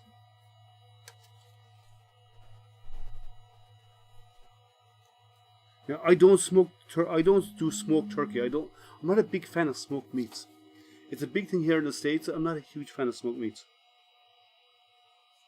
I'm a bigger fan of cured meats. Like bacon, cured bacon. That is more my type of thing. Oh, that's kind of. So now it's telling me it should be engaging. So at this point now, I need to adjust this to make sure it's engaging the ABL. And this should come on. Oh, I mean, it was a fraction.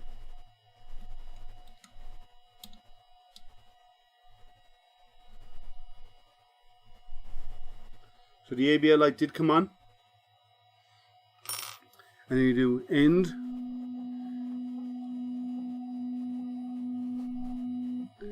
And we should be able to do next we'll do our Z offset.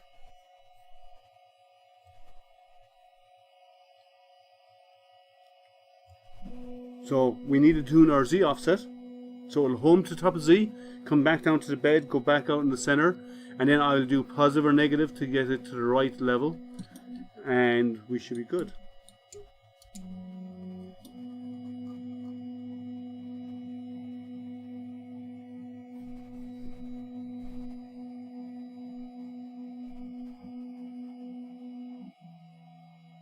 Comes most of the way down, then slows down, which is good. Doesn't crash into the bed.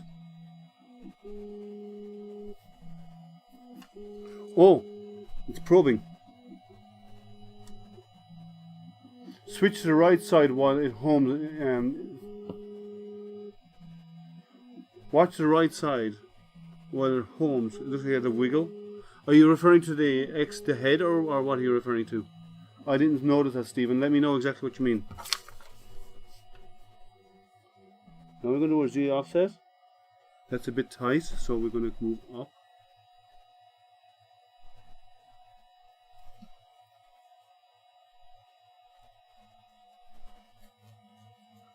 That looks good. Save. The right side while it homes. Let me actually do that then. Let me go back here and do prepare. No,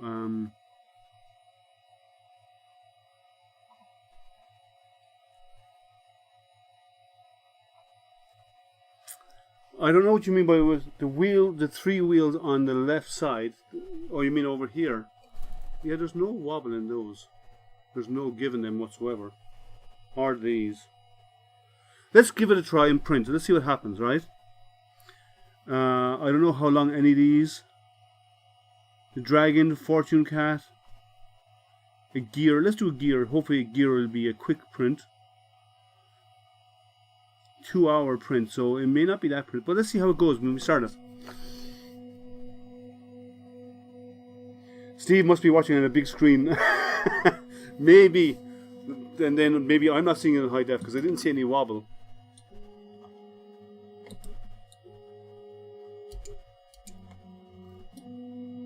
I didn't see any wobble just there.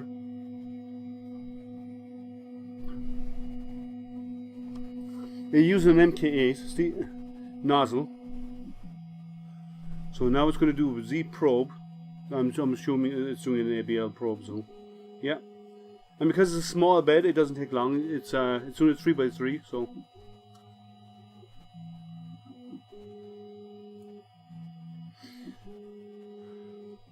how long has this been going on for? We've been going on for 3 hours.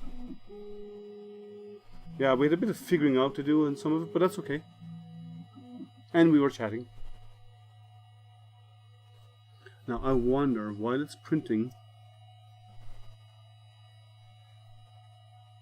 Oh, it cooled down, so it's reheating again.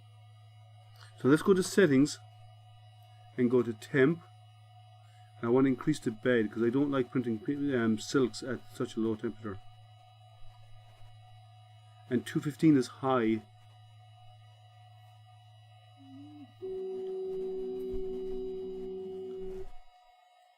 Okay, it's doing this prime line along the front, which is sticking very well, actually. That's a great first layer. Let me try the back of this. That's sticking perfect. It's doing a raft, but the raft is fantastic.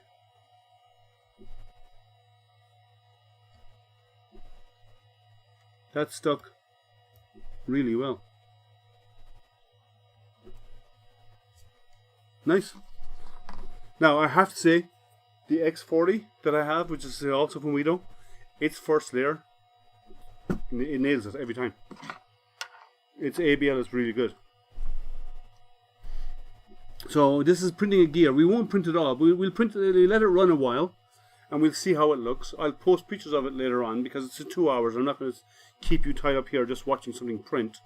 Oh, let's see how the nozzle camera works.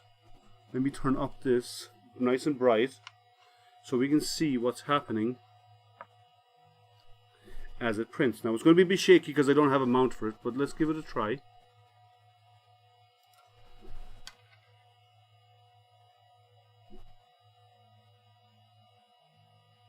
Look at those lines. Now this is a raft, right? So there's going to be gaps in these lines, but look how well that's going down.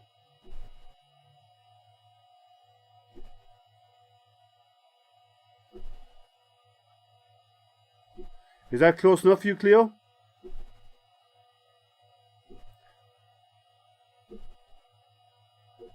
its travel is one thing I have noticed about Weedo machines. Its travel speed is set very, very high. This is wobbling all over because of me.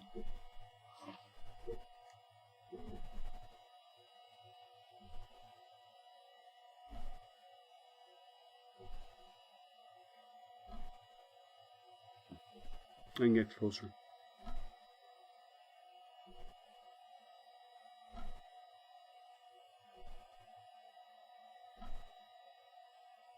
Take care, Carl.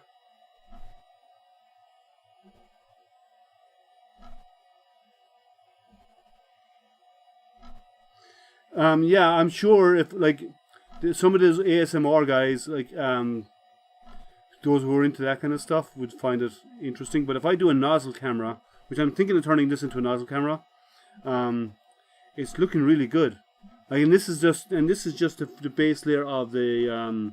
There's 2 layers always on a raft.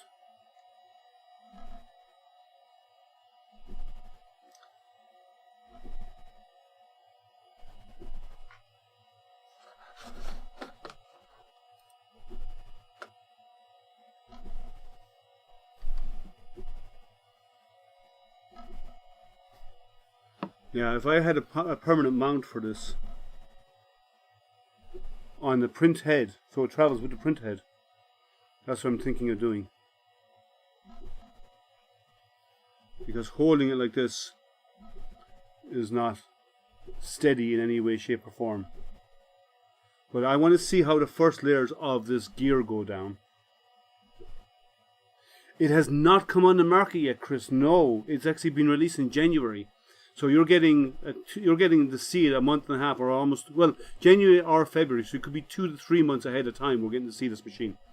I just have I have a bit of a relationship. I've worked with Weedo before on the X40 when that was released. If you remember the X40, which is the IDEX machine, which I have over here on my shelf over here, along with my other IDEX boxes. Let's see how these layers are looking.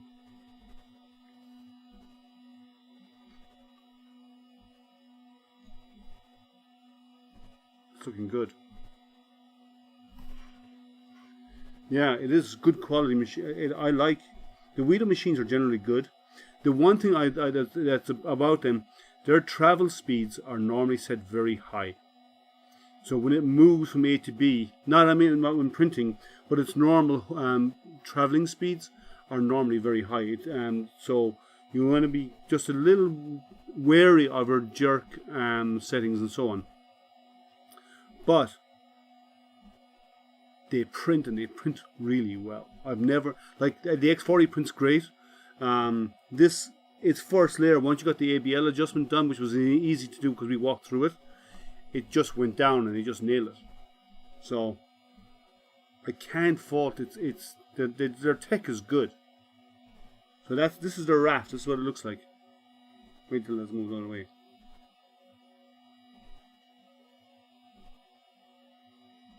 So we should see the first layers of the actual part coming down after this. And I've always noticed that their rafts come off really easy. Oh, of this camera, I need to find a box. I'd have to find a box to get the model of this camera.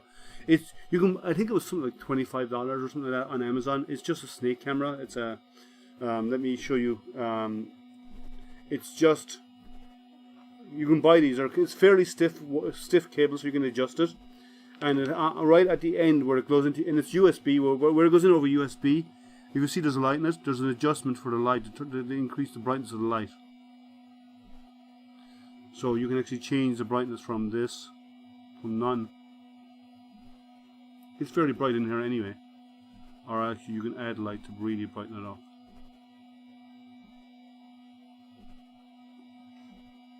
I don't even think you need light because I have pretty bright lights around here.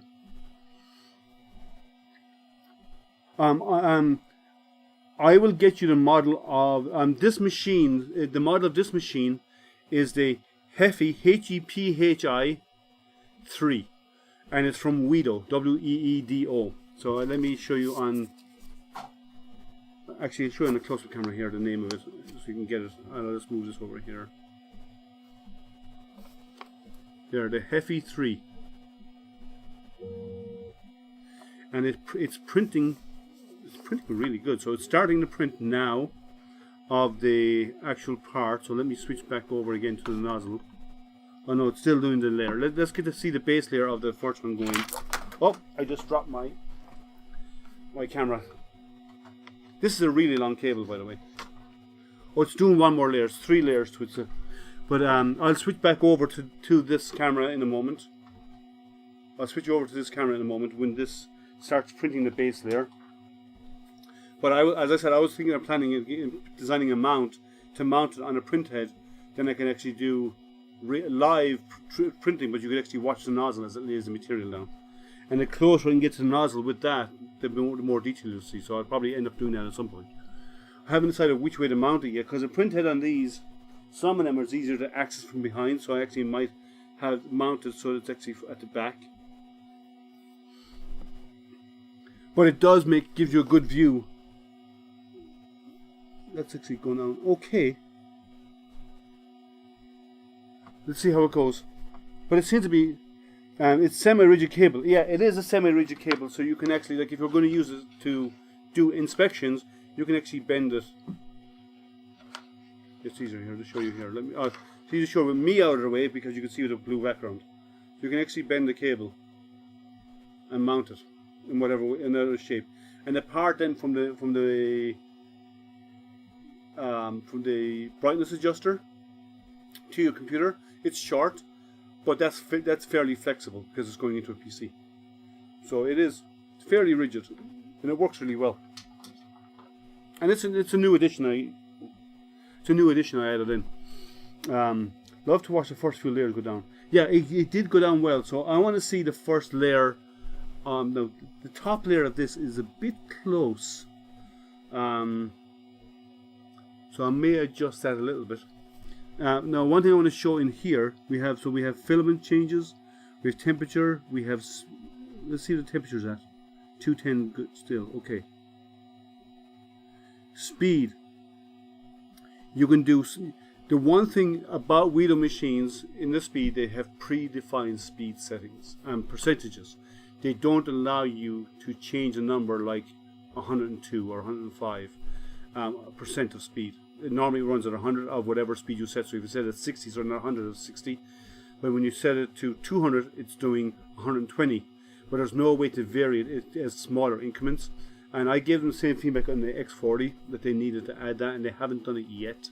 But it does need to be in there because these large jumps, like going from 100 to 200%, like you can't do 102% or 110% of your print speed. You have to do 200%. It's a big jump, and that's not really good for people who want to fine tune how it prints. So that last layer was a little bit close. If I show you on the up close camera, and that's tuning again in the slicer. Let me go to the up close camera. See the way it's not as smooth as the first 2 layers were? Let me come over here, you'll see it better from the distance. So I'm not keen on that, but let's see how the print is going.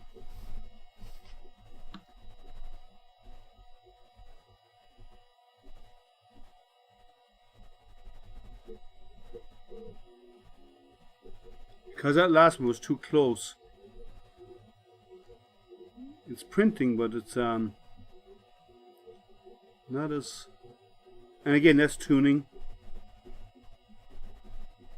I probably picked the wrong part to do it. Without a rigid camera, it might be easier. Yeah. So we'll see how this goes. I'll just switch back to the main 2-in-1. You can see I'll move I can mount the camera somewhere over. Let me find somewhere to mount this camera. I don't want to put it up there. I'll just leave it here.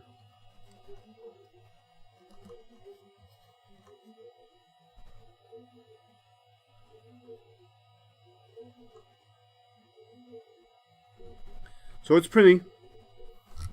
It might be easier to put it this way.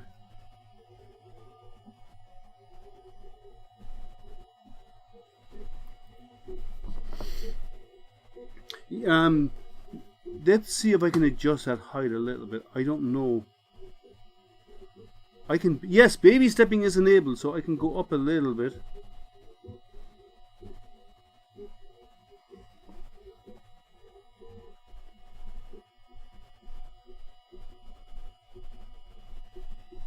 Now this gear is supposed to move. This will not move. I can guarantee that afterwards. Yeah, you've been using nozzle cam. I haven't bothered to add one.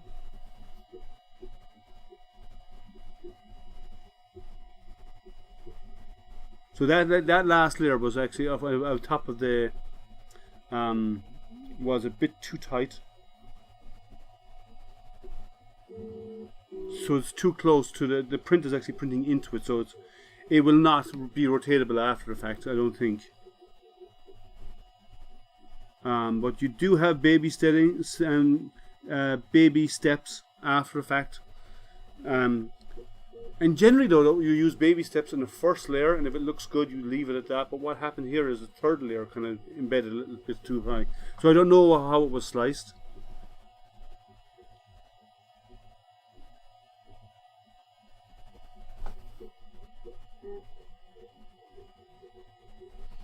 So I might stop this.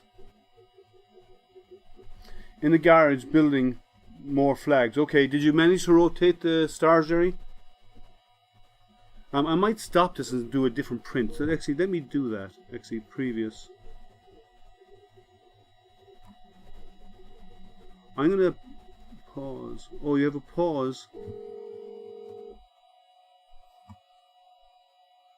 Cancel.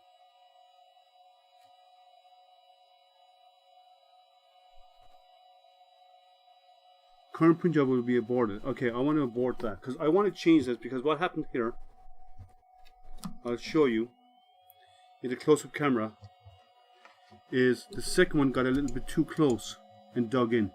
So I'm actually going to allow this to park itself.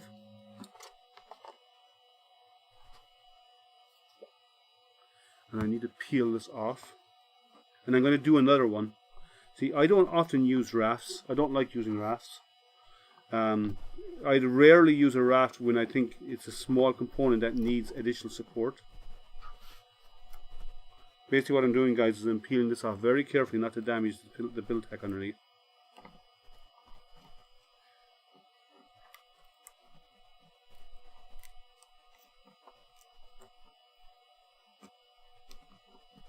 But the first layers of the raft went down really well.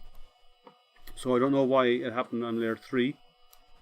But I'm sure it's just a tuning option.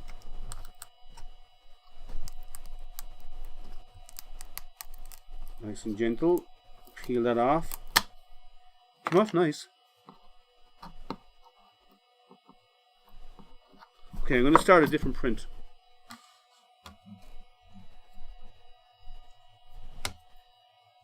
Because I didn't like the way that was coming out. And it could be just it is tuning. So let's go to print again.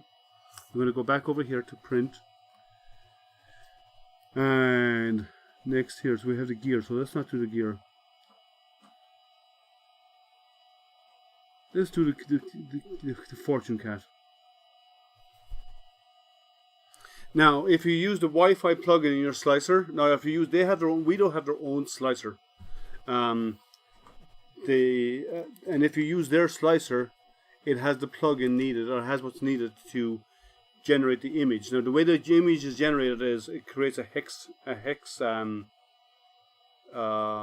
pattern and embeds that into the start of your G code. So when you load a G code, it actually reads that hex pattern and that builds the image. Right, that you see on screen there. So I'm going. Oh, I forgot to hit print. This is another 2-hour print, but this should print easier. But let's see how it goes out. And it does have baby stepping, but the first layers went down good, so I shouldn't have had that to adjust them. But I will do some testing with it to make sure it's smooth. I want to make sure these are all moving smooth. One thing I would like is this Z moving up at the beginning moves faster. Move faster and then slow down and then touch the Z. But that's what I would have preferred. But that blue is actually a nice blue. when it prints clean, it comes out really nice. And you should clean it again with alcohol. Yeah, I'm actually going to do that. I don't overdo it though, because you don't need to over clean it. That can be bad for the bed actually.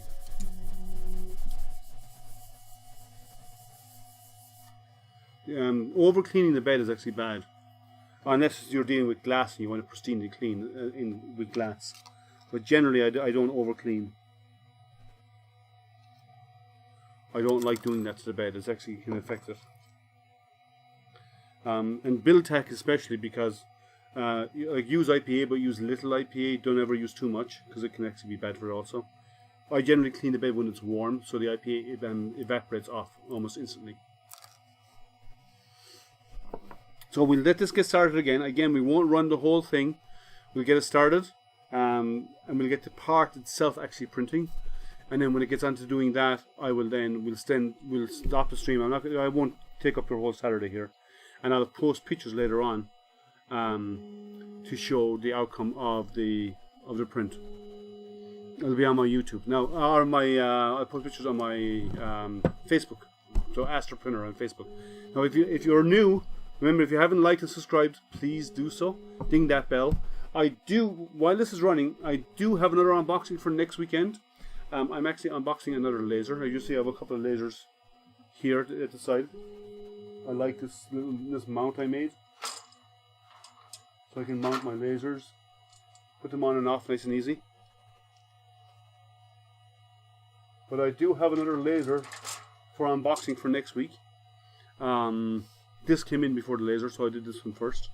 And I asked social media what they wanted to see this other laser, and everyone said they wanted to see the printer. But I do have a laser again next week. So it's just heating up, the hot end. It's a 223. Well, it's cooling down. Okay, and let's let it run with their setting, because they want 40 on the bed, so let's run at 40. The bed's already at temperature. So they're cooling down.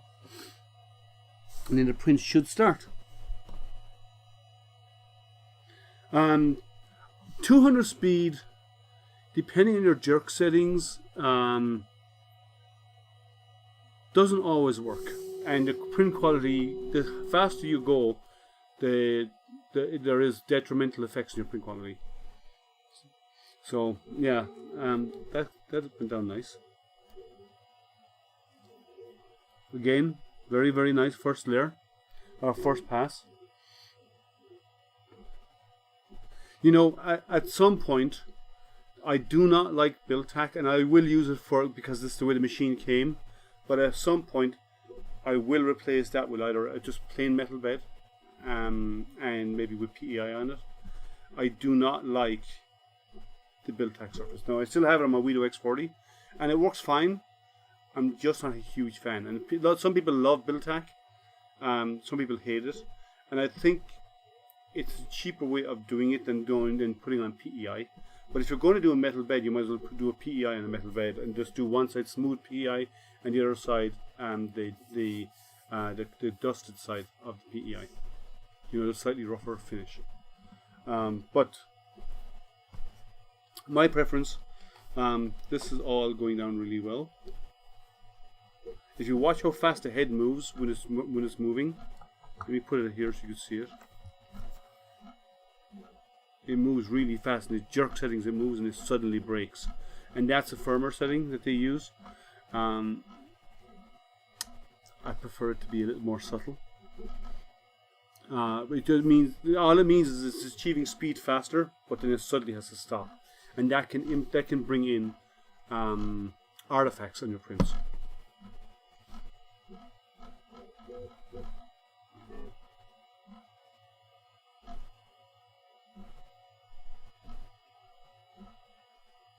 Now I will get the lights working. It'll be nice to have the light strip. I don't like the way it was done. It's just stuck on there. It'd be nice if it was something that you ran the cable up to and then you mount it here in the front to actually use the 2 bolts. It'd be much cleaner and tidier than having it stuck on.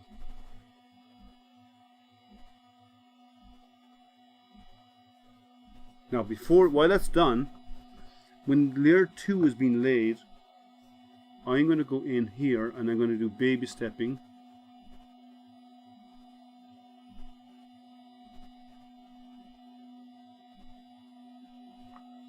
I want to increase that because the last time it ran into it and I want to try and adjust it.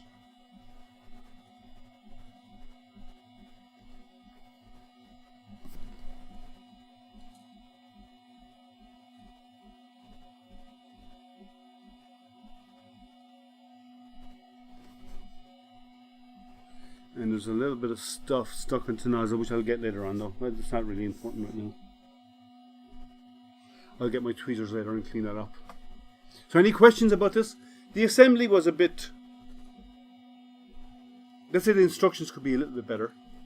But it went together, and I'm not a huge fan of the way these wire harnesses are coming out the side. It could have been way tidier the way they were set up. But it is a beta machine. I can give that feedback to them now. The overall quality of it seems to be okay, besides a few tweaks that I will recommend to them. And their instructions obviously need some work.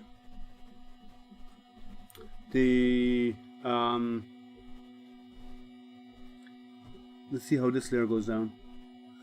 The screen is easy to use. It's easy to touch. It's small, but it's easy to use. My only issue is when the bed comes all the way forward and you're doing your leveling process, it actually covers the screen and it gets in the way of the screen. But that's not a big issue. I don't think it's something that can be adjusted. Like if they're at the final stage, maybe not, but something they need to make sure that they're aware of, that it does get in the way of the bed. The bed does cover it. Needs a light up near nozzle light bar top. Well, I don't think you need a light down here. My my Creality, the CR10 Smart, or not so smart. Sorry, it's not very smart printer. It has a light mounted over here, and it does nothing. It's pointless. A light up here at least will give off more light, and if you want a light like I'm doing with a nozzle camera option, then you want that on the actual camera itself. I don't see a need for a light underneath the printer, underneath the print head. I know BIQ and a few others do it. I don't see a need for it. Personally, I don't. I think it's a bit overkill. And it's just more electronics here that you have to deal with and be careful of when you go near the hot end and start working on it. It means introducing daughter boards to make it nice and tidy and a few other things like that. That just adds complexity to an environment that you have to be super careful of in the first place anyway. I don't like the idea of that. You mean the idea? I think printers, you need to keep them. It's nice to have all the bells and whistles and stuff that you're referring to, but there are ways of implementing it without putting stuff on the hot end, because when something goes wrong on the hot end, you have to go in there and you have to work on it. And while you're spending your time in there working on that, the chance of you damaging other stuff that's in there, it goes up very fast. Thermistor wires break all the time. Hot end wires break out, like the heater cartridges break all the time. Because people are moving stuff around, and those wires work hard and they're brittle, they're hard material. I do not know the price. I didn't even know the technical specs of this machine until I got the machine, till like I actually did a little bit of digging on it, and there's no information out there on the web right now. So how much it'll cost, I don't know. I will say Weedo machines are generally good. I have, as I said, I have the X40. It prints and it prints great. I have other IDEX machines as well, but my X40 is a machine I use on a regular basis. But I use all my IDEX fairly regularly because I'm often doing mass production of machines, of parts, or duplicate parts, or mirror copies of parts. So you design for one and then mirror it on the other side. So this is a hollow part, so let's get out my nozzle camera and see how it's going.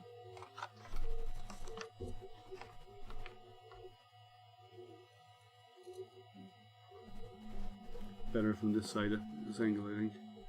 I'm just figuring out the angle for the camera first, and then I'll turn the camera light. I'll switch over so you can see what it's doing.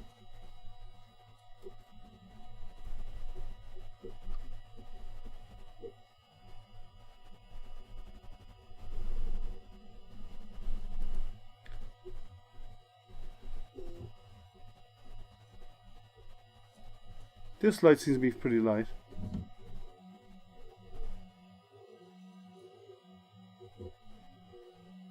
Yeah, I've already asked them what the price will be, and they haven't given me an answer yet, so I don't think they even know. They have an idea, but they haven't finalized anything yet. So, see how fast that's moving? That's way too fast.